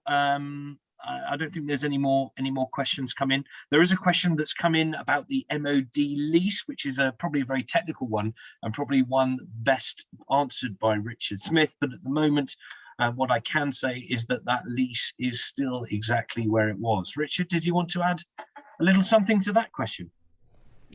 Yeah. So the summary is bang on. The MOD is actually our biggest supporter. Is probably the summary. We have a lease of our site which effectively confirmed the type of support the MOD had always given the museum since it was set up in the 20s. And what that lease does is it gives us comfort that lease will continue. So our lease carries on till 2054. A lot of our financial planning is geared around the possibilities of what might happen in 2024, whether the MOD would continue in the way that they have done, and that's difficult to predict. I think the fun parts of the lease is we are a tenant of the Ministry of Defence, and the Ministry of Defence's estates organisation doesn't treat us any differently to its own people. And those who are familiar with the Ministry of Defence estates management will know that they sometimes struggle to meet the needs of the demands placed on them across the board. I'm trying to be polite here. So it's not always straightforward, but they are our biggest supporter, and actually without that support in a year like 2021 we'd have been in real trouble. So it works. We have to make it work, but it works. It's good. Lovely. Thank you very much, Richard. Okay, well, thank you to Richard, but also thank you to Chris there for a very thorough explanation of all the work that's been going in your teams across the last few months. The World War II exhibition looks absolutely fantastic. And I hope you'll all be joining us. Just a reminder once more that we're going to be doing a live streamed opening event on our YouTube channel this coming Thursday. That's Thursday the 13th, starting at 11 a.m. And Curator David Willey will be taking us on a tour of that new exhibition. So please join us for that. It's going to be really interesting. And we've got some really special guests joining us as well, including some of those veterans whose stories form part of that exhibition. Now, amazingly, we're running exactly to time. We've penciled in a 5-minute comfort break now, so you can all go and grab a nice hot cup of something, because 5 minutes time, we've got Curator David Willey, who's going to be talking to us about US armor during the interwar period. So don't go anywhere, but David will start talking at 20 past 11. So go and get yourselves a drink, maybe some popcorn, and we'll see you back here in 5 minutes' time. Many thanks.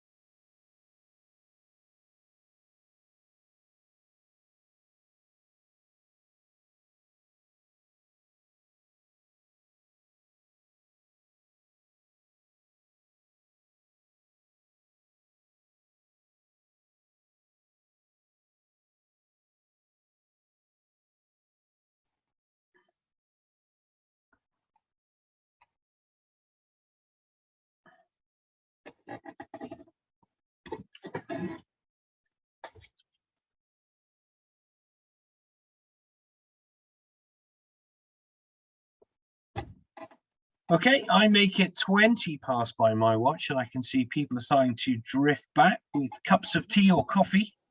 Welcome back, folks. And once again, thank you for joining us. I'm going to hand you over now to our curator, David Willey, who needs no introduction to those who are following our YouTube channel and social media output. And yeah, David, it's over to you. Thank you very much. Okay, let's just see if I can get all this to work now. This is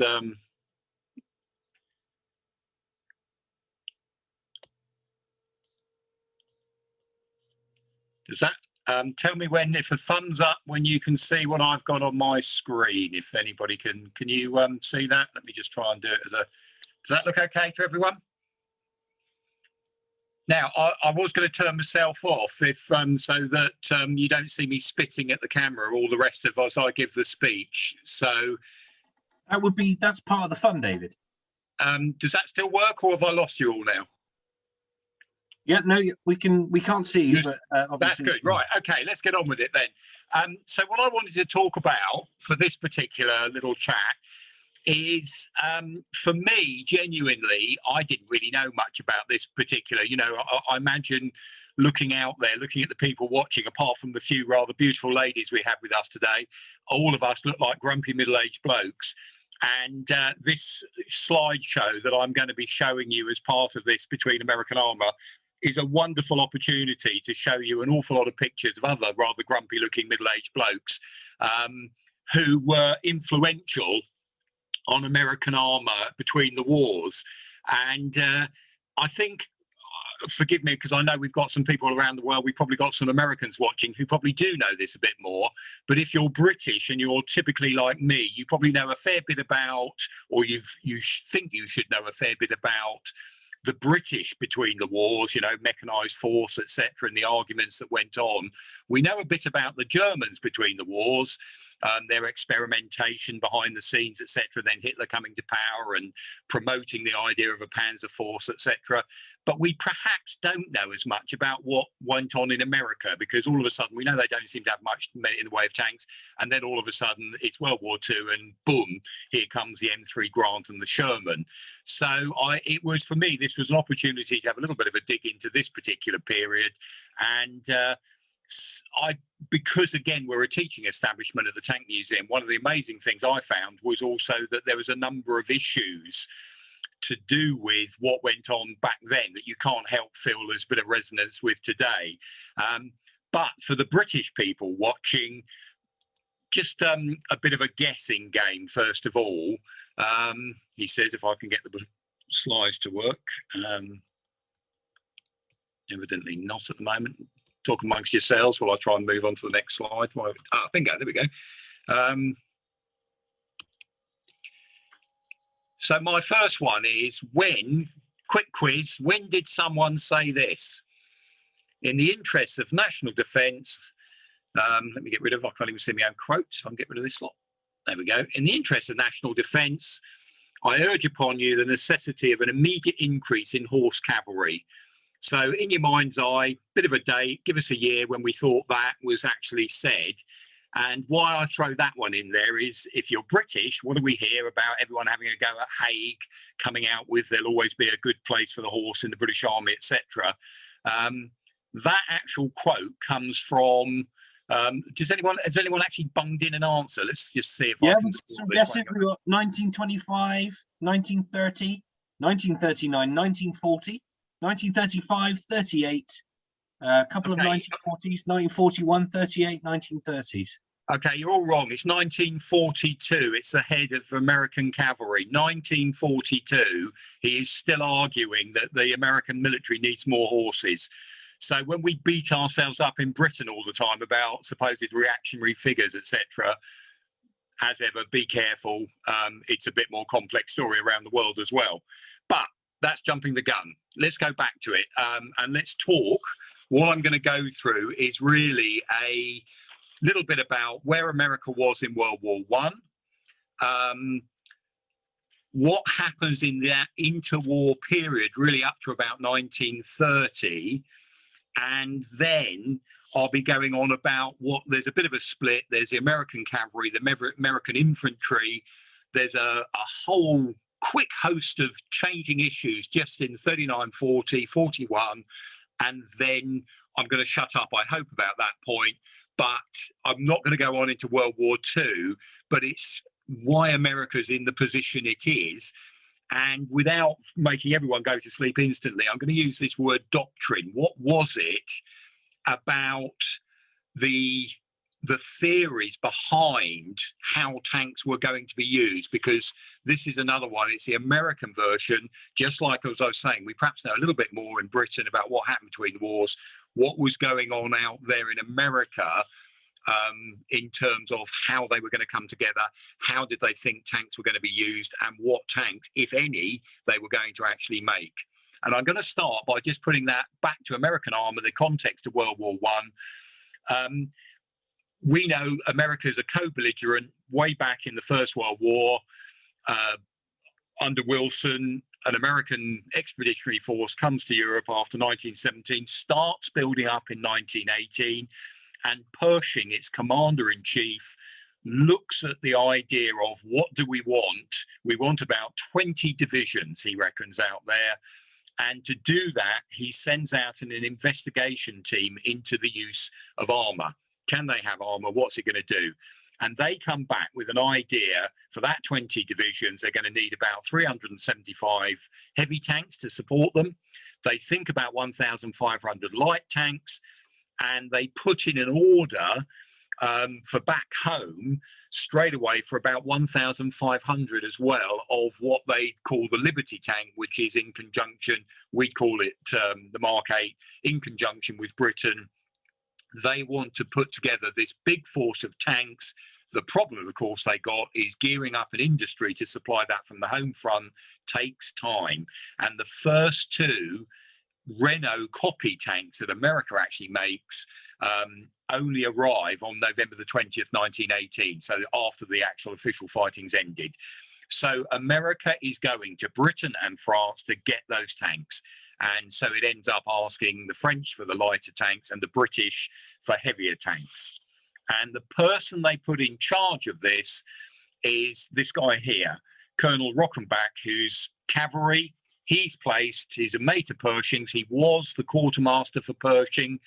He's put in charge of the American tank force that's being developed out in France.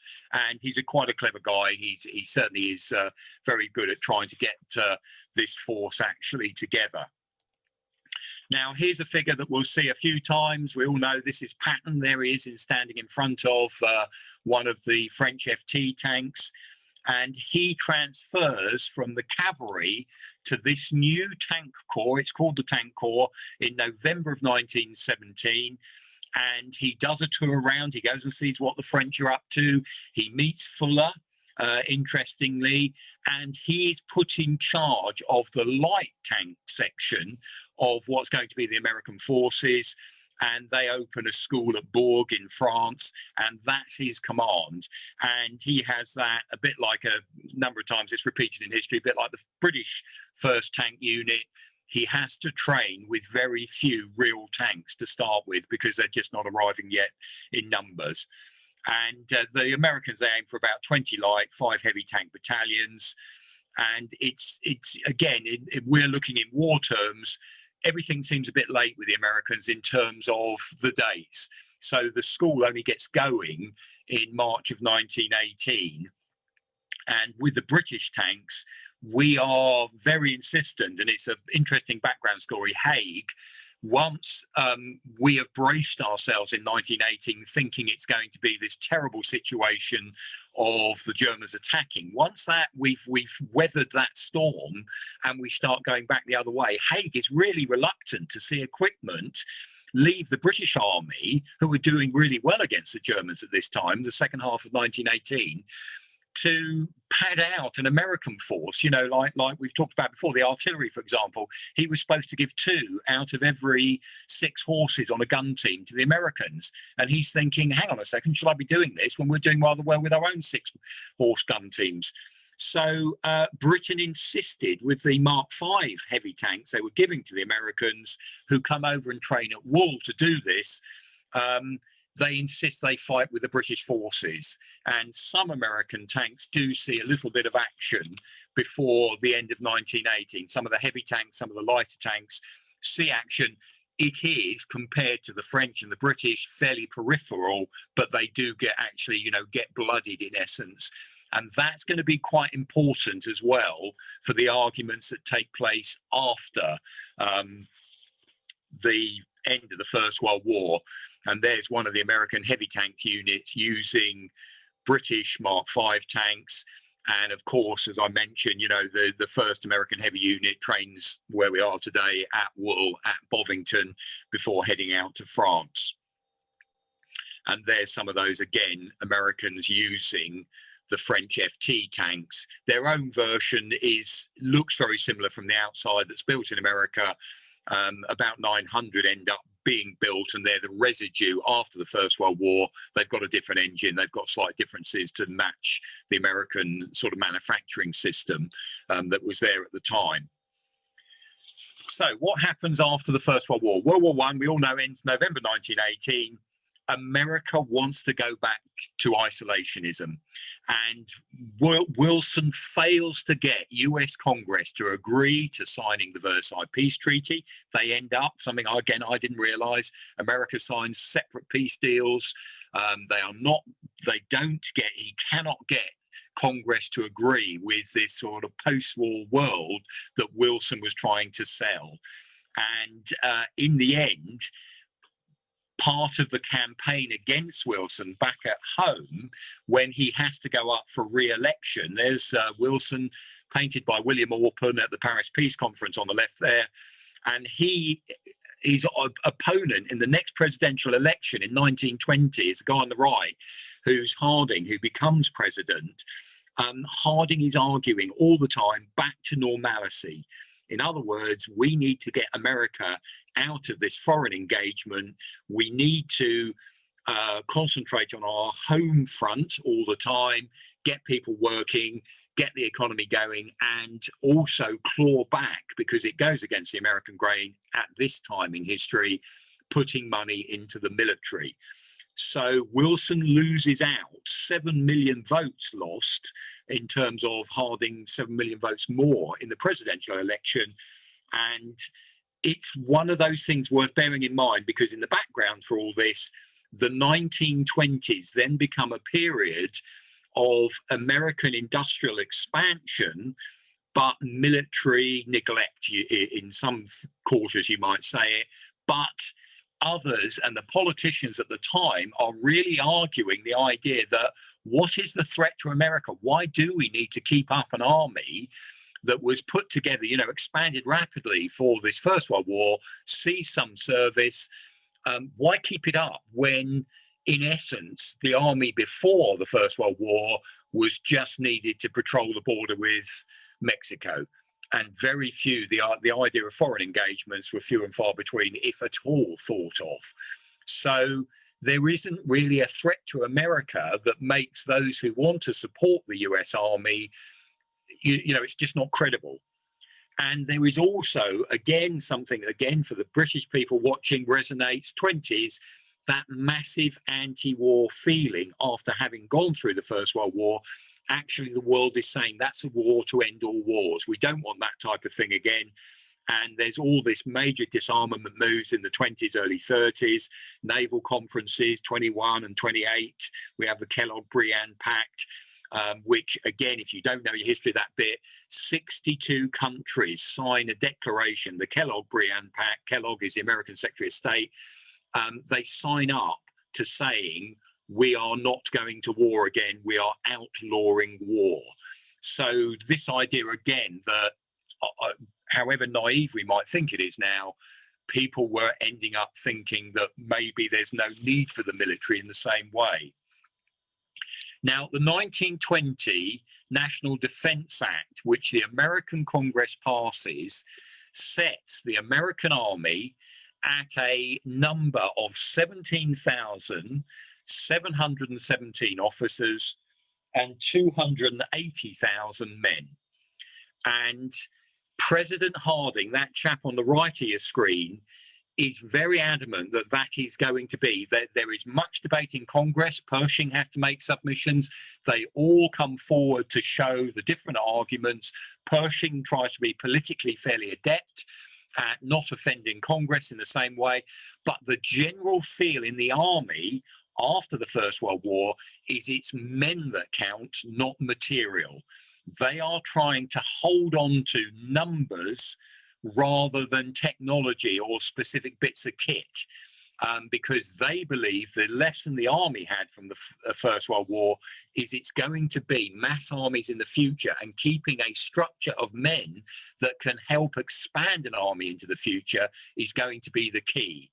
So that's the argument that the army is really putting, and Congress is basically cutting it back from this massive force it was in the First World War to a very smaller force, and later cuts. I mean, in 1923, the army is down remarkably to about 1,400 officers and 119,000 men. All the time, there is this pressure from the army to hang on to bodies because they believe that's the best way of doing things, where, of course, Congress are basically saying, hang on, we just want to cut the budget. And it's the army saying, let's hang on to men rather than actual equipment. Now, Calvin Coolidge, who's the next president of the United States, when Summerhill, the chief of staff for the US Army, starts putting things in papers, there's journals that are actually sort of, you know, equivalent to British Army Review today, American military journals, cavalry journals, etc. The debate goes on in those journals between officers saying what they think the American military should be like. But when the chief of staff, Summerall, called the American Army a skeleton force, he is summoned to the White House to be given a dressing down by Calvin Coolidge. He said basically what they're saying is, you are not going to argue against what the Senate and the president are saying.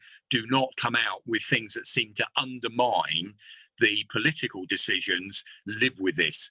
And you'll see changes then in the American journals and all their magazines and the things that way. No American officer is allowed to go out and criticize or debate things that sound like a criticism. That all has to be an internal argument. Don't do it anywhere else type of stuff. Now, that 1920 Defense Act, really important because basically it's the end of the American Tank Corps. The tanks, looking back, are seen to be an infantry support weapon in the First World War. They had some success in doing that, therefore put them with the infantry. And in 1920, you know, the quote is, they make a path for the infantry. And at that particular time, what does the Americans have in service? They've got about 1,000 of those hungover tanks from World War I, the FT copies. And there you can see what was called the Mark 8 Liberty tank. The one on the left was an experimental Ford tank, didn't go into production. But that's what the American military end up with after the war. And it's the infantry that are going to take those tanks forward and try and work out how to use them. And it's the infantry that write the doctrine, this word that sends everyone to sleep, but doctrine. How are they going to use this bit of kit? And what's it going to be there for? Now, the interesting thing, or you can call it interesting, or if you like the actual physical tanks, not so interesting, is America in the 20s talks a lot about within the military how they're going to use them. But the only tanks they've actually got to do this with are the tanks hung over from the First World War. They make in the 20s 5 new tanks.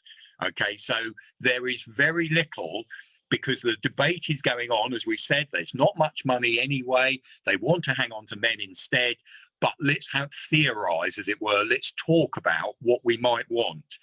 And the infantry, they set a limit. They like the idea of a medium tank and a light tank for the infantry, 5 tons for the light tank because we can bung it on the back of one of our trucks and move it around to transport it.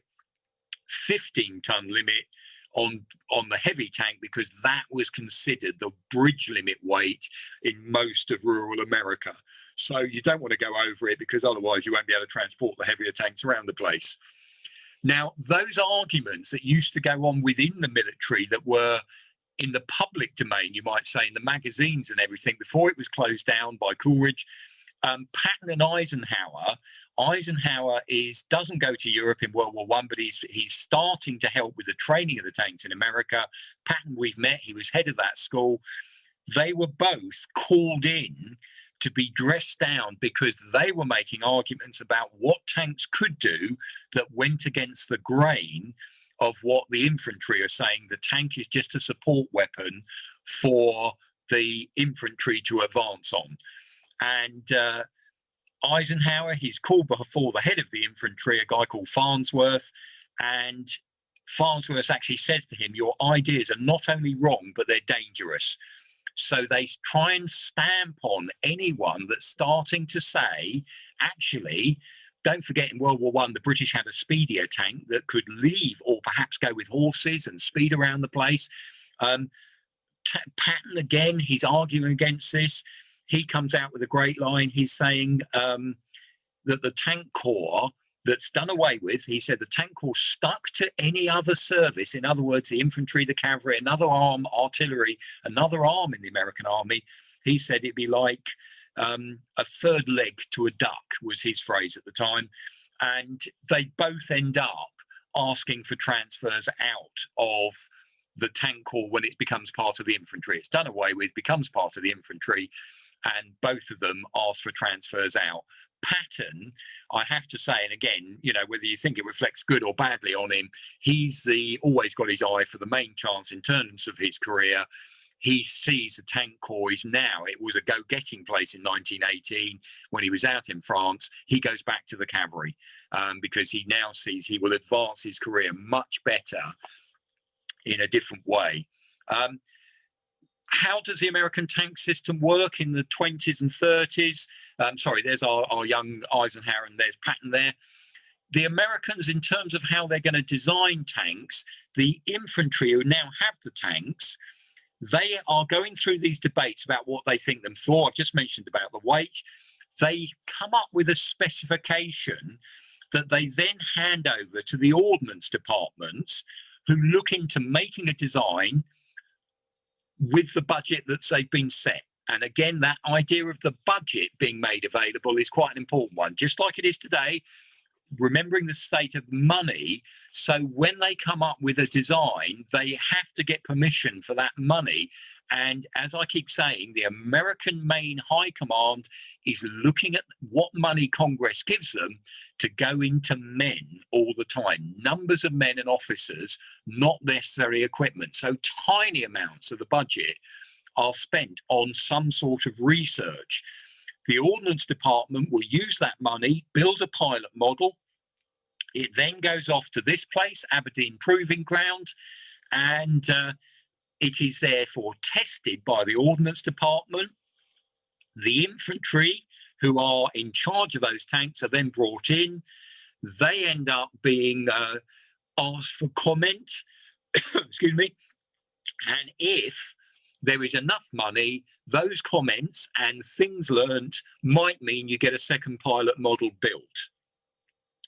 The infantry and ordnance have to approve that pilot model before it goes to the chief of staff to make it what the Americans call standardized, and then it gets an M number, like M1 for a M2, M3, etc. And add-ons after that, A1 or E1, etc. as well, but we won't go into too much detail of all the nerdy stuff here.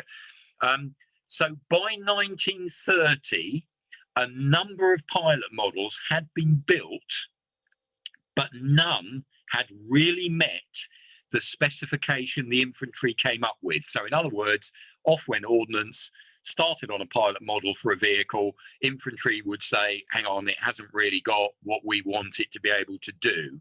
And always weight is a major issue because of that 5-ton, 15-ton requirement. At this sort of time, by the way, the infantry are saying tank armor has to stop a .50 caliber bullet, armor-piercing bullet, because that's what the Americans are using as their anti-armor weapon, and they're using that as a standard as well. If you put too much armor on a vehicle, it just gets too heavy for those weight limits that's been talking about. So 20s, a period of tentative development, not much being made. Tanks that are being used by the US military are the hangovers from World War I. Now, this is where it all gets interesting, more grumpy men pictures. This is the Secretary for War, Dwight Davis. He's the US Secretary for War. It just so happens in 2007, he is going on a European visit, and he's invited to watch the British Mechanised Force experiments up on Salisbury Plain. And Dwight Davis is very, very impressed by these, and he goes back to talk to Major General Charles Summerall, who is in charge of the US forces, and he says, you need to form a mechanised force. And Summerall says, absolutely fine. So off that Summerall, off he goes, and he gets a very good mate of his. There's the two of them standing next to each other, General Frank Parker, who puts together for the first time an experimental mechanised force following the idea of the British. So putting combined arms together, tanks, infantry and trucks, a number of other smaller units. If you see the pictures of them together, this looks like, you know, a sort of very 1920s. You'd be hard pressed to call it an armoured force, but it's certainly a mechanised force. And off they go for some experiments. Parker, by the way, suggests a 3-year program for actually getting some more proper vehicles into service with the American Army so they can do proper experiments, because back to they were only doing all this with those First World War models. So it's really problematic for them to be able to do something there.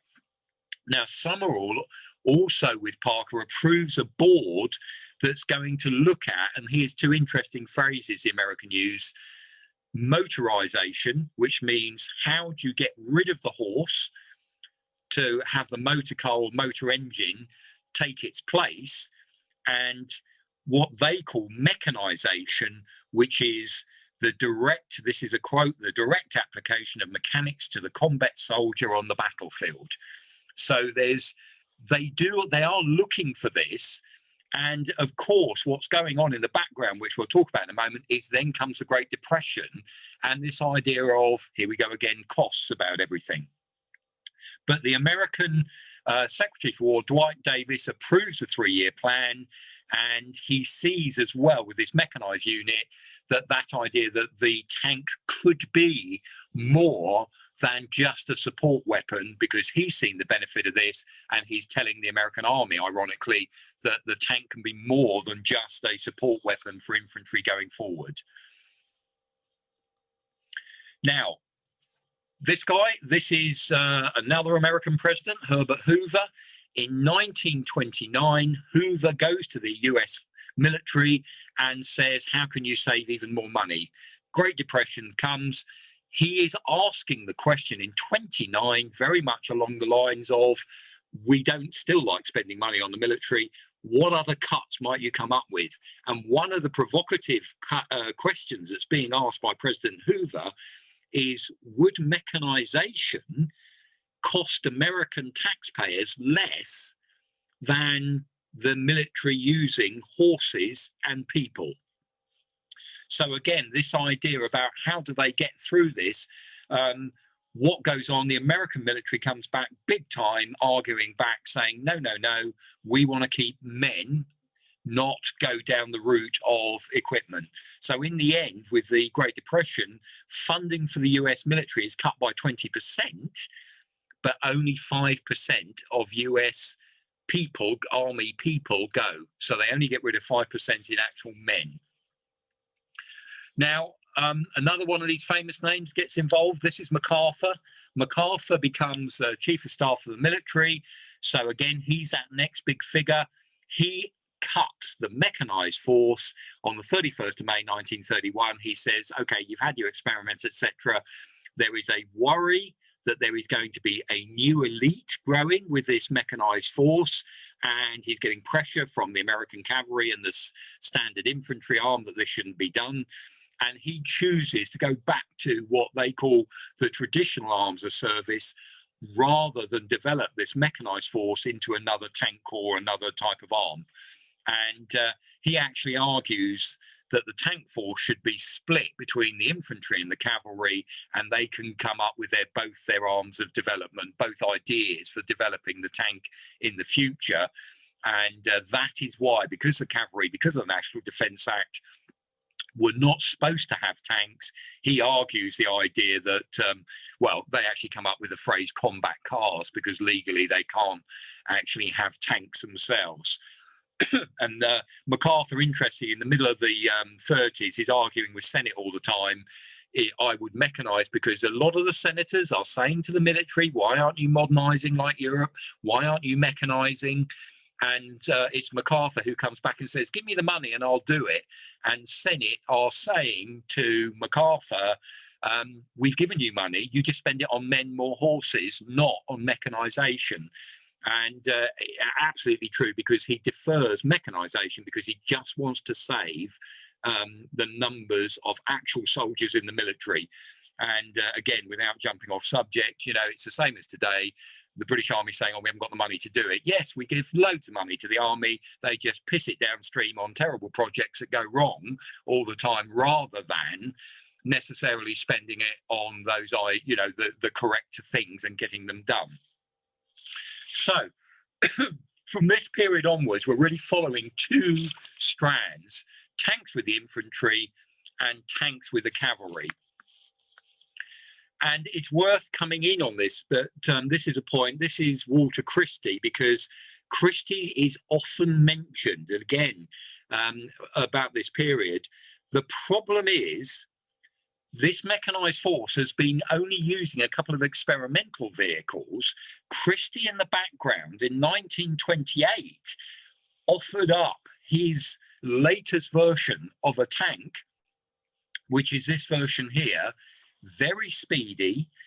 Some are all, I've mentioned him before. The American commander watches this, says to the army, do you want this? The cavalry look at it. They like the idea as well, because actually the cavalry, will come on to them in a while, they're thinking about, the speed potential of a Christie vehicle. But US ordnance find Christie ridiculously hard to get on with.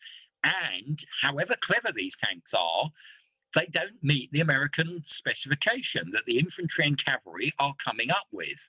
So even though he gets an order for 7 tanks, 3 of them go for the infantry at Fort Benning, 4 of them go off to the cavalry to play with, they love bits of it, but they are not meeting the specifications that actually ordnance have received to build a tank around, and it's ordnance that end up having arguments with Christie all the time.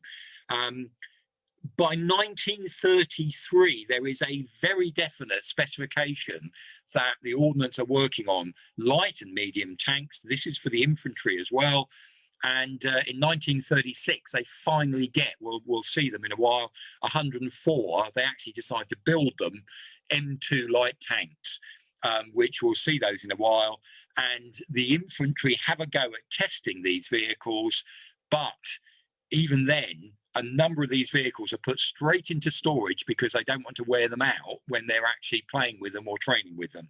And the infantry are still at this time, whatever it is, the debates seem to go round in a circle. What's really the role? It's still to help the infantry advance. What do we do with them? Why do we need a tank that goes faster than an infantry pace? Is one of the questions that's being asked at the time.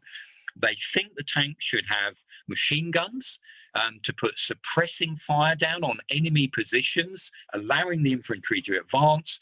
They think the mobility of the vehicle should be its main protection, because very interesting character. This is one of the experimental, by the way, one of these T-tanks. This is part of the combat car range that are being developed. So you get T1, T2, T3, T4. Each time it's going back as a pilot model. This is where it's starting to get a little bit more familiar, aren't we, when we're thinking about that? as it becomes an M2 light tank a little bit later on. And we'll come back to the M2, M1 and then M2 medium tanks that the Americans build a bit later on. But before I get there, so I'm jumping ahead of myself a little bit here. One of the things this General Lynch, who becomes chief of the infantry, argues that he thinks they change a little bit in their thinking, but he's arguing medium tanks need to form that leading wave. And it could be that lighter tanks go forward and exploit a situation. And it's only by 1938 they're now saying, actually, let's start putting a 37mm gun on this medium tank and maybe the light tank to help it suppress the enemy positions it's going to come up against. And but otherwise, most of the time, they're thinking the anti-armor weapon is going to be, as I said, that .50 caliber machine gun. The War Office, by the way, endorses, finally, after all this debating, it endorses this idea of having a medium and a light tank standardized for mass production only in 1938. And it's only because of the influence of looking at what's happening in the Spanish Civil War that 37mm gun actually becomes what they really want. And of course, without jumping the gun too much about the infantry ones, what happens is suddenly everything's kicking off in Europe, and the American plans, when they finally decided they do need to start producing things in numbers, suddenly they're saying, hang on, we might need something a bit bigger. So put the 75mm pack howitzer in the hull of a vehicle, what becomes their the M3 tank that we know of now as a Grant, but they're experimenting with that. They start it with something called the T5 model, put a howitzer in of that earlier on, and they're thinking this through right at the last moment, because up to this point they were thinking a 37mm or the 50 caliber machine gun was going to be perfectly adequate. Now, so sorry, I was just whipping back through those pictures. If we have a look at the separate strand, which is the idea of tanks with the cavalry, in the First World War, the only one of 17 cavalry regiments actually went to Europe, and they didn't really see action in the way that the cavalry thought they were going to see action either, that one regiment that went. After the First World War, they had very little to be able to argue with Congress back in that 1920 Congress hearings when they're coming up with the National Defense Act, other than the other weapon systems like tanks. If they saw them as a threat at all, they're immature, they haven't proved themselves yet, don't worry too much, Gov, about those yet. And they're also still saying the horse is by far the best thing to patrol our constant threat along the Mexican border. That to them was where they thought the horse was still going to be really valid. And of course, here we go again, just like in the British Army in the 20s and early 30s, the horse was also a social issue. Polo playing, most officers rode. It was considered sort of, part of that spiritual essence of the cavalry as well. And the arguments go on all the time about, when is it about man and horse is always going to have more oomph behind them than a machine ever will. There's arguments in the cavalry early days. Is the cavalry about the mission? In other words, what the cavalry gets up to, or is the cavalry about how it carries out that mission, i.e. the horse? Are we all just always talking about cavalry on horseback, or is it about what the cavalry is supposed to do? In other words, protecting flanks, exploiting a breakout, covering a retreat, all those traditional cavalry roles. Could that be done? Should we be sticking to it within the cavalry on the horse? Or is it that actually we can do those roles perhaps on the motor car? And why I've put this picture up is in 1927, one of the cavalry officers, senior figures down in Texas, he's arguing, he writes to the head of cavalry, when the cowboy down here is herding cattle in a ford, we must realize that the world has undergone a change. So the debate is going on within the cavalry as well. What are we going to do about do we really hang on to the cavalry, or do we open up to having motorization and other ways of doing our missions?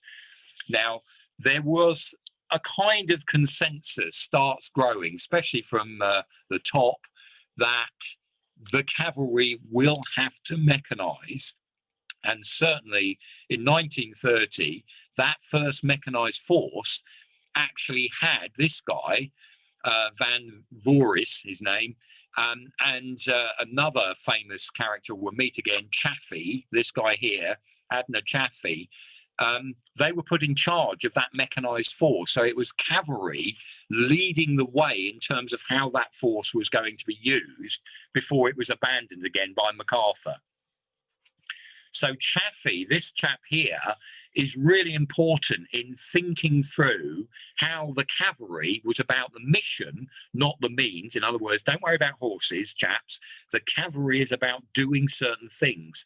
And it's Chaffee that's arguing, don't make a tank that's tied to the pace of the infantry, who can advance at about 2, maximum 3 miles an hour. Why not have 25 miles an hour advances with light tanks, and that will meet our role much better. And let's get rid of this argument. We can only have a 15-ton vehicle because, you know, we can do more things now if we get rid of those weight limits. And so that argument goes on to a certain degree within the cavalry. And gradually, these arguments seem to be winning. And there is a sort of much bigger realization that in the longer term, we're going to be a mechanized cavalry. And in 32, there's a mechanized cavalry brigade from the 7th Cavalry is actually formed down in Texas. Usual story again, they have problems down there because they don't want to let senators, don't want the cavalry to move from their horses out of the Texas state because they'll lose the money at the time. And again, so this actual force that they want to move and experiment with mechanization takes a whole year before they can even move because they have to get their sticky hands of the senators off because they like those budget dollars being spent in their state. The guy in charge of the cavalry from 34, General Cromer, he's got an even-handed approach. He genuinely thinks, yes, we still need the horse, but yes, we can mechanize bits of the cavalry to do with, as they're seeing it, these combat cars. And in about 1935, they're agreeing that we need a light combat car with 0.50 machine guns on. That'll work for us. And Cromer, interestingly, for the first time, he actually says, I'm prepared to see some horses and cavalry soldiers on horseback go if it gives us the money to carry on with the mechanization. Now, the one that starts causing the trouble, though, is this chap here, because in 1938, Cromer, the guy that's fairly even-handed with this idea of mechanization, he goes, and this guy, Major John Herr, takes over. Now, Herr's the guy that made that quote in 1942. He just sees the idea that the horse is what the cavalry are about. Stop this. We have to stomach some of this mechanization, but do not see the horse go anymore. And he's the one, he comes out with some wonderful phrases. The spiritual transcends the material. In other words, the man and the horse are always going to be able to defeat machinery because they can go on further, etc. He stops any debate going on within the cavalry itself. He allows the mechanized brigade to carry on within his unit, but he argues, no way do we get rid of any more horses. And he reckons that the American army should be about 15 to 25% cavalry. And he cites the Polish cavalry force and Russia, who have got large cavalry forces, as examples of why this should be the case. Of course, at the end of the 1930s, Herr is still in charge. He sees this Polish cavalry force defeated. He is still arguing, no, they were just using their cavalry in the wrong way.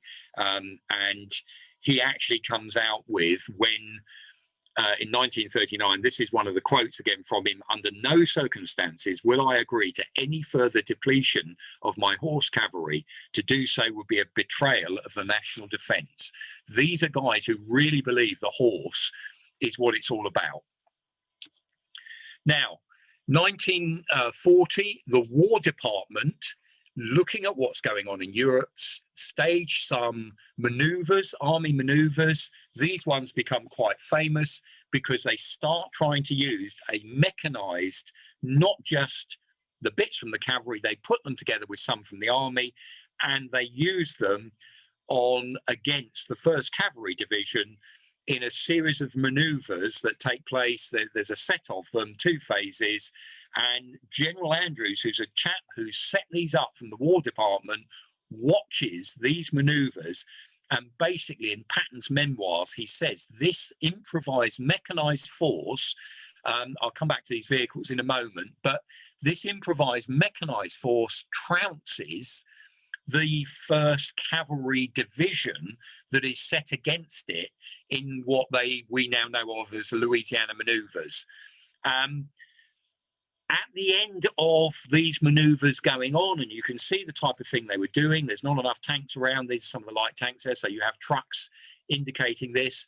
And it's an interesting period because for me, when you look at the imagery, there is a real mix between what looks like fairly modern type of equipment, like this white scout car, but I don't see all the guys on horses behind.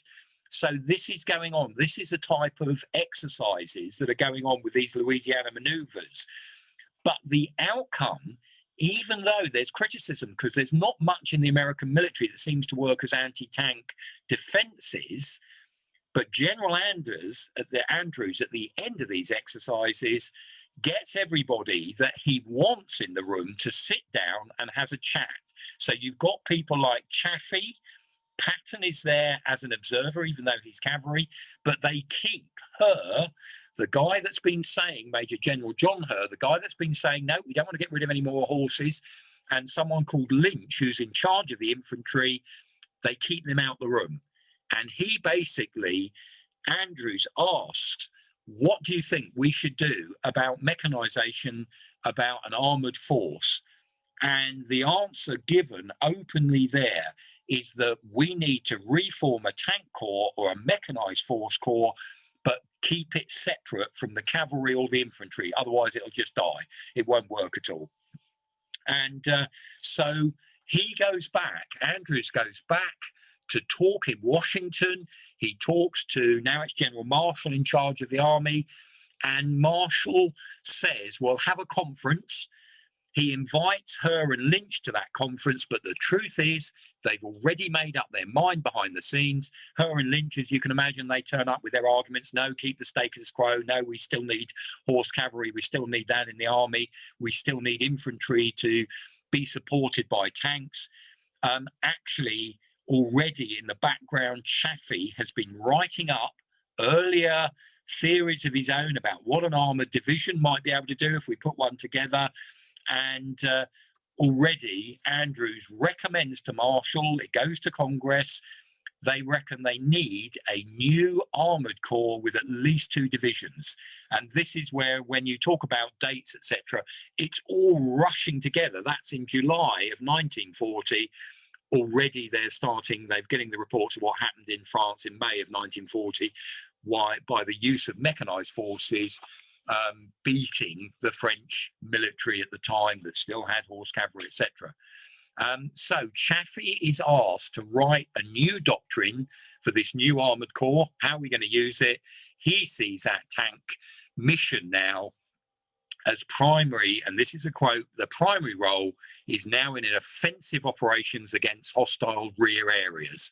In other words, other forces might do the break-in, going through the front line, but then we let go with our armored division, with our tanks to go off behind the line. Now, one concession that Marshall makes to the American infantry is he doesn't think that tanks are nothing to do with the infantry anymore. He still keeps what are called GHQ tank battalions with the US Army so they can support the infantry on the attack. So the armored divisions are going to be doing this exploiting role.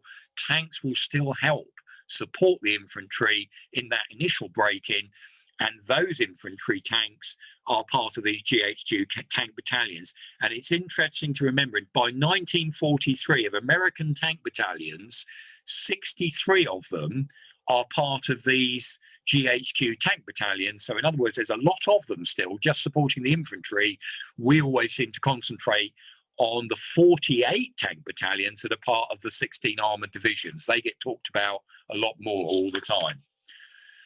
So I've mentioned about this sort of kind of rush at the end there about what was being starting to be put together with these various vehicles. The earlier, those models, T-tanks that were there, ended up being put together here. Here we go. This is the M2A4 light tank. They are agreeing in the summer of 1941. These are starting to arrive. They've got a new 37mm gun. They've talked about that medium tank. Can we have something there? Again, very quickly, they are saying we now need a bigger gun after what they see in Europe to go onto the medium tank, put it in the hull. Lynch, amazingly, the infantry guy had already recommended this. Chaffee says, great idea, we really need that. And of course, what we ultimately need is a 75mm gun in a fully rotating turret. That's very important for us as well. Now, Chaffee, in August 1941, sad story, he's dying of cancer, Chaffee. He hands over to this guy who's Devers, who takes command of that new armoured force, and they set up some even more manoeuvres. Patton's 2nd Armoured Division there, it again steals the show in June of 1941. Later on, again, they moved down to the Louisiana part of the manoeuvres, and interestingly, for the first time now, they've got better anti-tank defence under these infantry tank battalions. They're starting to think, let's find ways of stopping tanks that are being attacking. And General Leslie McNair, who's this fellow, he is an ex-artilleryman, and he comes back with the idea of how might we use tanks or other anti-tank weapons to stop tanks charging. So he actually says, maneuver anti-tank weapons around nice and quickly, but don't necessarily think you've got to have a tank to do it. So put it on the back of a half track or another way of doing a vehicle, another way of transporting that gun around rather quickly. And he sets up in March 1942 the anti-tank command, and this is their badge: seek, strike, destroy. And the idea here is this is going to be a force that we often confuse with the American armored forces, but it starts off with half tracks with anti-tank guns in, towed artillery pieces. Then they build specific anti-tank vehicles, things like the M10 as we know it, Hellcats later on, to try and stop armor. They're highly mobile. They're there as a reserve to stop enemy break-ins with tanks. And he's arguing with Devers quite a bit, McNair, who's behind this, saying we really need to release you guys with the tanks to do your job. We're going to be the armor protection. Don't worry, chaps, about that, you taking that on yourselves. McNair actually uses the line, the tank destroyers free the armor force. That's what he's actually saying as an argument. Devers disagrees. Devers thinks, hang on a second. He says, I'm not sure that is going to be totally avoidable in future battles. In other words, he thinks we are bound to have tanks versus tank fight. He sees some of the reports from May 1940. He doesn't think it's going to be that easy keeping your own tanks away from the enemy tanks. And he's trying to say probably our tanks are the best anti-tank weapon to use. But McNair gets his way because he, in March 1942, he's put in charge of the American Army Ground Forces. So in charge of both the armored force and the tank destroyer command, as it becomes known. That's why we end up with this situation, really, just as America's going into the Second World War. It's really almost got three elements to its use of armor. It's got the armored corps, which really reflects Chaffee, and the idea of the cavalry, exploitation. Let's get behind the line. Let's do what used to be the cavalry missions. We've got the GHQ tank battalions, and in World War II, again, we hear less about them, but there's lots of them, and they are there to help directly support the infantry in their advances and attacks. And we also end up with the tank destroyers, which are those vehicles that are going to be used almost like mobile anti-tank artillery that comes from, again, its background, McNair and artillerymen, and they are going to be rushing around the battlefield to supposedly stop any break-ins. That's those three strands and why we get to that point. And I've put up here a lovely image of an M3 Grant. They are just in 39, starting to put orders in, and this is why you get this rapid change in those orders. The M2 medium tank, forget it. They put an order of 1,000 in. They only build a certain number of them. They're starting to see training with the troops. You ended up just starting to go into service, stop that order. They go on to then the M3, which is this fellow here, because they think they need that bigger gun. In the background, they're already saying we need this fellow, the M4 Sherman, and they start building those in those huge numbers, which again, I won't go on about now because that's another completely different story. I will now shut up, much to everybody's delight.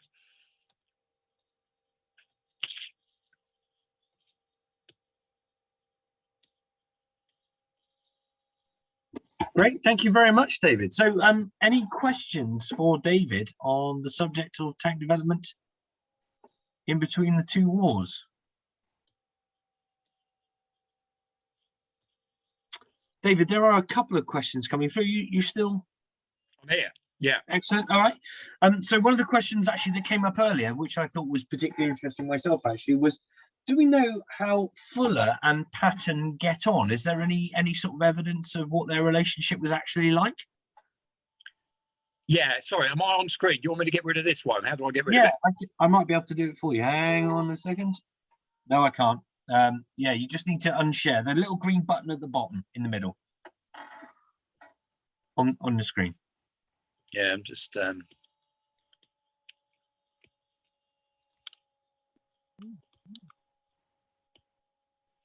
Bingo, right, okay. Yeah, they met in World War One. There are a couple of accounts of it. I think Patton at the time, he was just sucking up information from people like Fuller because he wants to know what's going on. And it's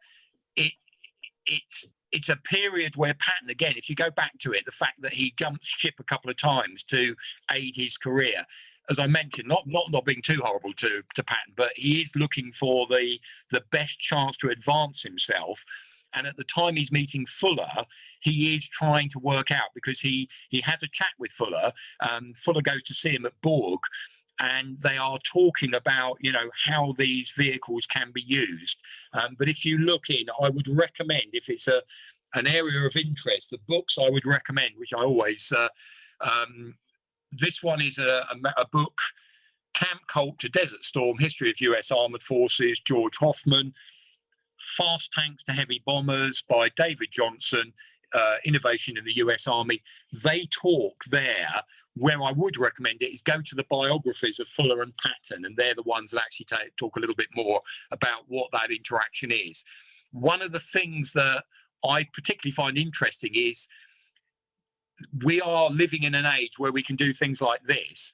Some of that, the idea, an article written in a journal in Europe might take months to get to an American, that when you hear about the German officer von Schell going to the US and talking to the American armored force in the mid-1930s, it's mind-blowing, because the Americans are saying to him things like, we think a 50 caliber machine gun will be good for suppressing enemy positions. Von Schell saying to them, you're rubbish, you're talking rubbish, tanks are going to meet tanks, you need something more powerful. They've already thought that through in Germany, but it was so interesting that for the Americans, it's a real surprise. They're really shocked by that as a set of arguments. So the exchange of information that goes on now, I think, is really different in terms of its speed and its quality and everything else that way, compared to what happened back in that period there. So it's another one of those ones where we have to try and get in the mindset of the time to realise those exchange of ideas, that conversation. Patton, yes, he might have gone away later and read Fuller, but I imagine that conversation is much more. That, by the way, the Americans just literally take the British written tank doctrine in World War One and issue it to their troops. They don't change it at all. They just literally rub out GB tank doctrine and put US tank doctrine at the top. So some of those early bits, you can see why it's a straightforward crossover. Some of the later bits, our assumption everyone knows each other and knows what everyone's doing, is perhaps because of the age we live in, information exchange was much harder back then. Great. I think that kind of answers another question that was submitted, which is, did Chaffee liaise with any British tank hierarchy to work on his new doctrine, or was US isolationism at play? Yeah, I just find the fascinating bit is this huge debate going on in the 20s, just like and the 30s, like there is in Europe.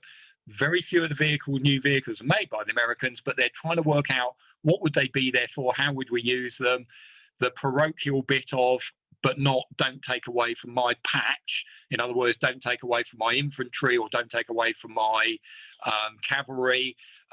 If we can fit it in there somewhere, these debates in the modern era going on at the same time, everyone's going to be very protective of their own particular area where new technology might be being offered, or should it be us or should it be someone else that looks after it?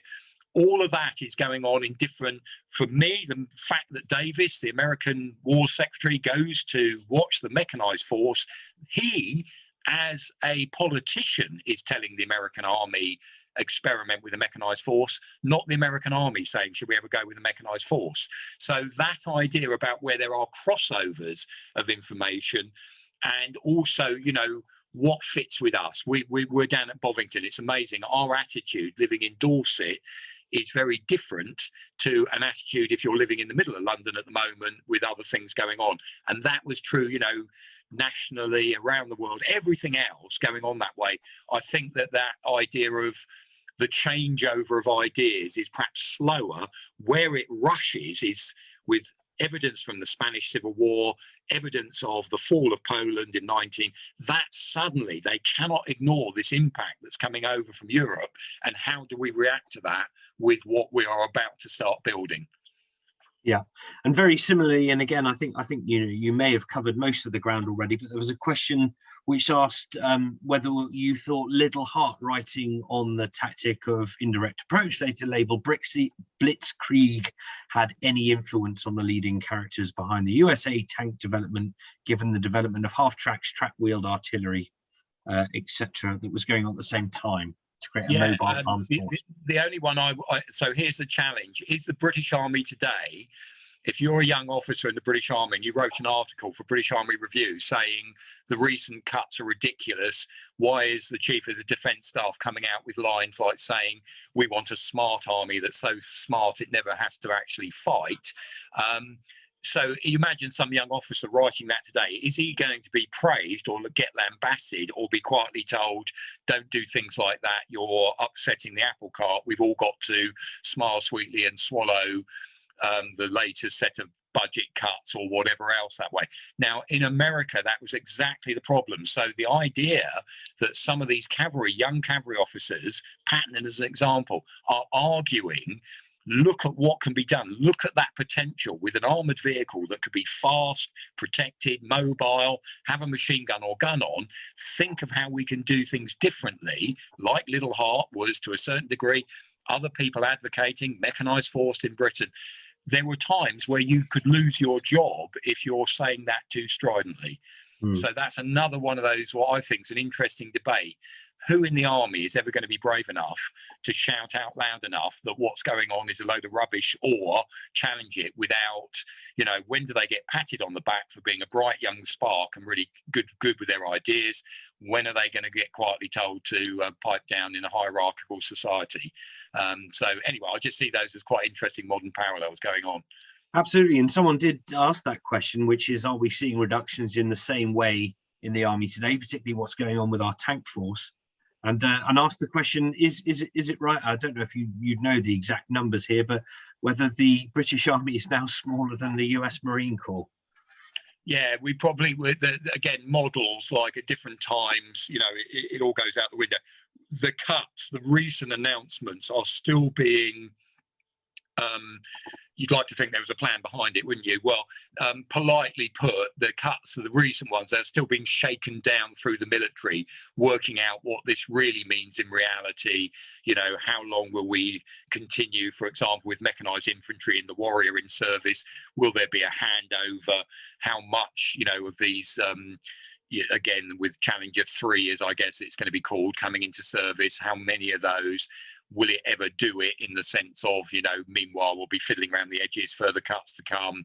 Do we really need this if we're going to be so smart? I don't know if you saw that lovely quote about when Britain turns up at NATO with some really vicious algorithms, everyone's going to run away scared.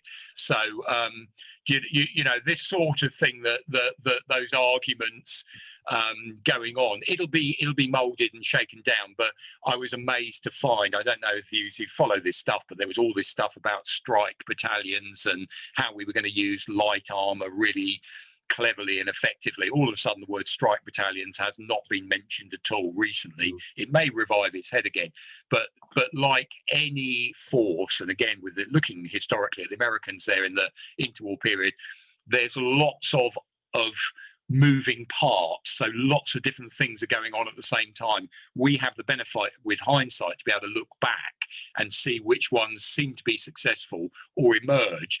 But, I'm not mocking people like her and everyone else. These are guys who were seriously committed to the horse and believed it. Could we be the nutters who are seriously committed to the tank? And in the future, they'd be rolling with laughter saying, we still needed more tanks. They were saying back in 2021, didn't they realise that, World War III drone war was just around the corner and they were arguing still for tanks? So it'll be an interesting sort of set of debates, I would argue, wouldn't I, very quickly. How can you not have something that's got firepower, protection, and great mobility?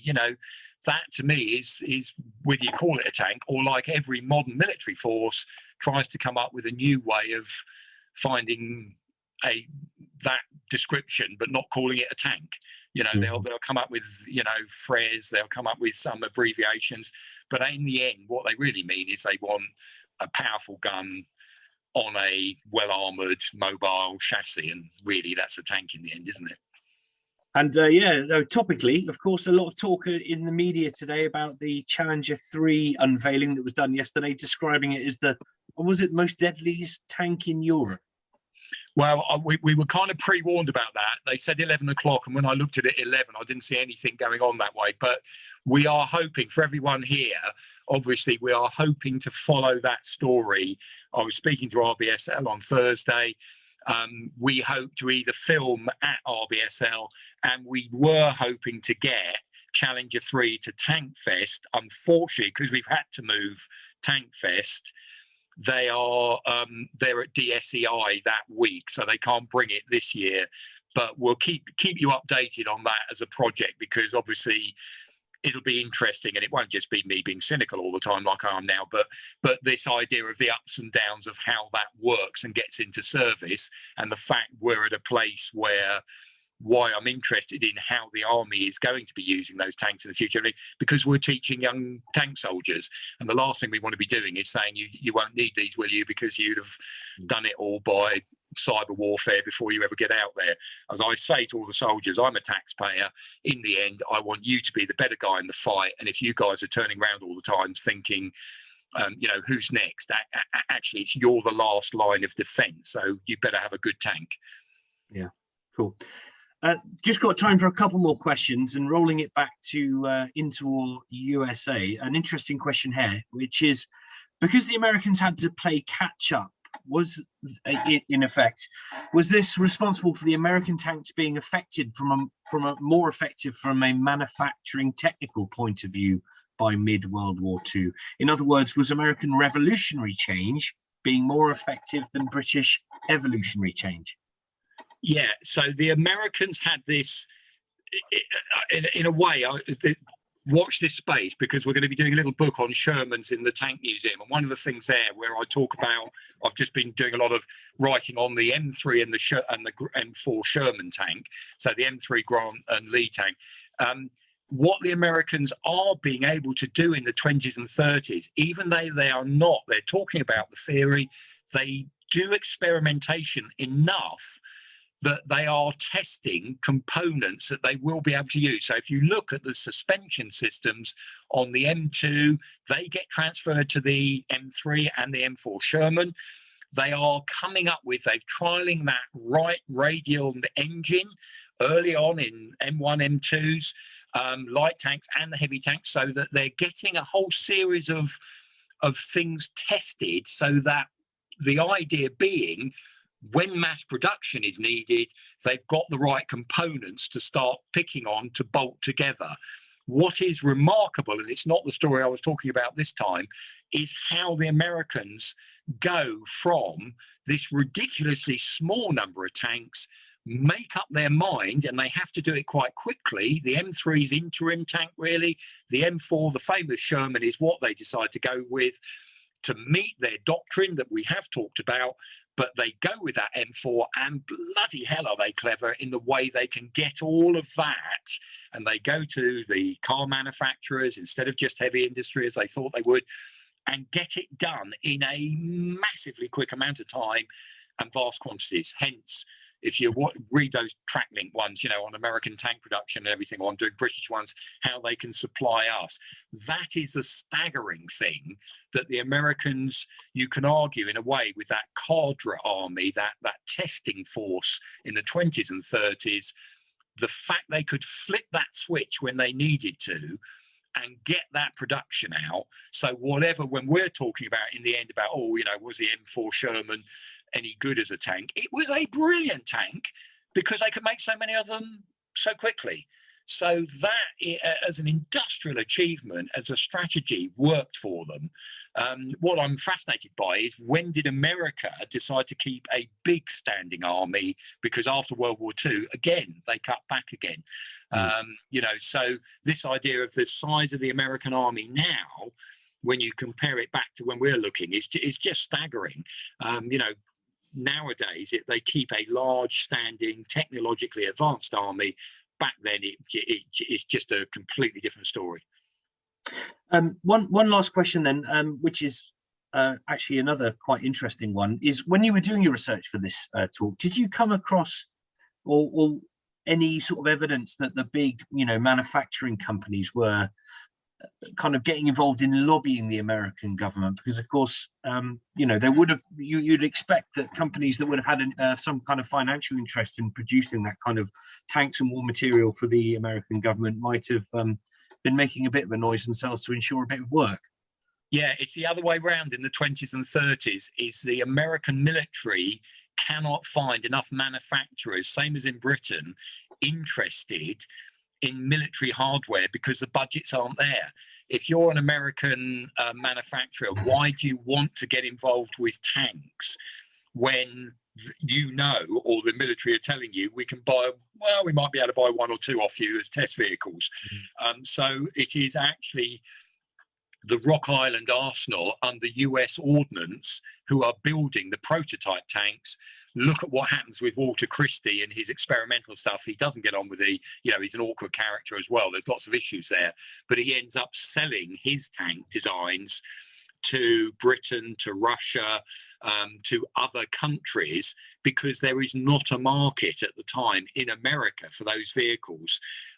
Where there is an interesting story is, again, in that post-First World War period of anti-First World War sentiment or anti-war sentiment. There was books published, and I can't remember off the top of my head the title of one, but it was all about how the arms industry had pushed America into the First World War to make money. So there was a really strong feeling in the early 1920s. It was all these evil, industrialists saying, I can flog all these shells, let's get involved in the war. In the 20s and 30s, they were having very hard work you just didn't get contracts from the government because the government wasn't putting any money into the defence. Mm. The big contracts went, ironically, 100 million in Roosevelt's New Deal went on building new barracks for the Americans because it helped. It was infrastructure. It was part of the New Deal. It didn't go into actual equipment. Yeah. Great. Okay. So finally, David, somebody did ask if you could just repeat the titles of the books that you mentioned earlier. So Camp Colt to Desert Storm, History of US Armored Forces, that's by someone called Hoffman with one F. And again, that's a kind of bit of a Bible one. I would strongly and entirely admit I cheated well, I say cheated, we all not cheating, we're all just nicking everyone else who's written it before. Fast Tanks and Heavy Bombers by David E. Johnson is a fascinating interwar story of how the US armored force, but also how the Air Force, because I'd go on too long, but the US Air Force was arguing for independence in the 30s as well. And interestingly, they became very technologically advanced and succeeded in getting good modern technology. But in the background, going back to that industrial question, everyone was happy to invest in aeroplanes because there was a civilian market for the aeroplane. So you could see the potential benefits. If you invest as a company in the idea of tanks, it's only the US military in America was going to want them. Marmon Herrington, for example, made some export tanks in 30, didn't really sold a few. There just wasn't an international market in the same way as there could be a domestic and international market for aeroplanes. That's brilliant. Well, David, thank you very much. That was a really interesting exploration of a period of tank history that I really hadn't come across before. So thank you very much for that. Lots of positive comments coming in about that as well. Just lastly, David, before you go, we're joining you on Thursday live on YouTube for a tour of our World War II exhibition. Yeah, so if you're interested, obviously follow it. I think we start the broadcast at 11 o'clock. We'll be taking you around, obviously showing some of it. I'll be with Richard Cutland, the guy from World of Tanks, showing you some of what we've put in there, what I would call the emotive stories, what we use to grab people by the short and curlies, what the public's going to engage with there. And obviously you get a chance to see as well some of the new tanks or how they've been repainted and represented that way. So it'll be about 40 minutes of a tour. Followed up, we've got some of the families, hopefully some of the veterans that we'll be talking to afterwards as well for a little bit of a question and answer. And we've got a formal ribbon cutting bit by a HRA. Am I allowed to say which one? No. So they won't tell anyone.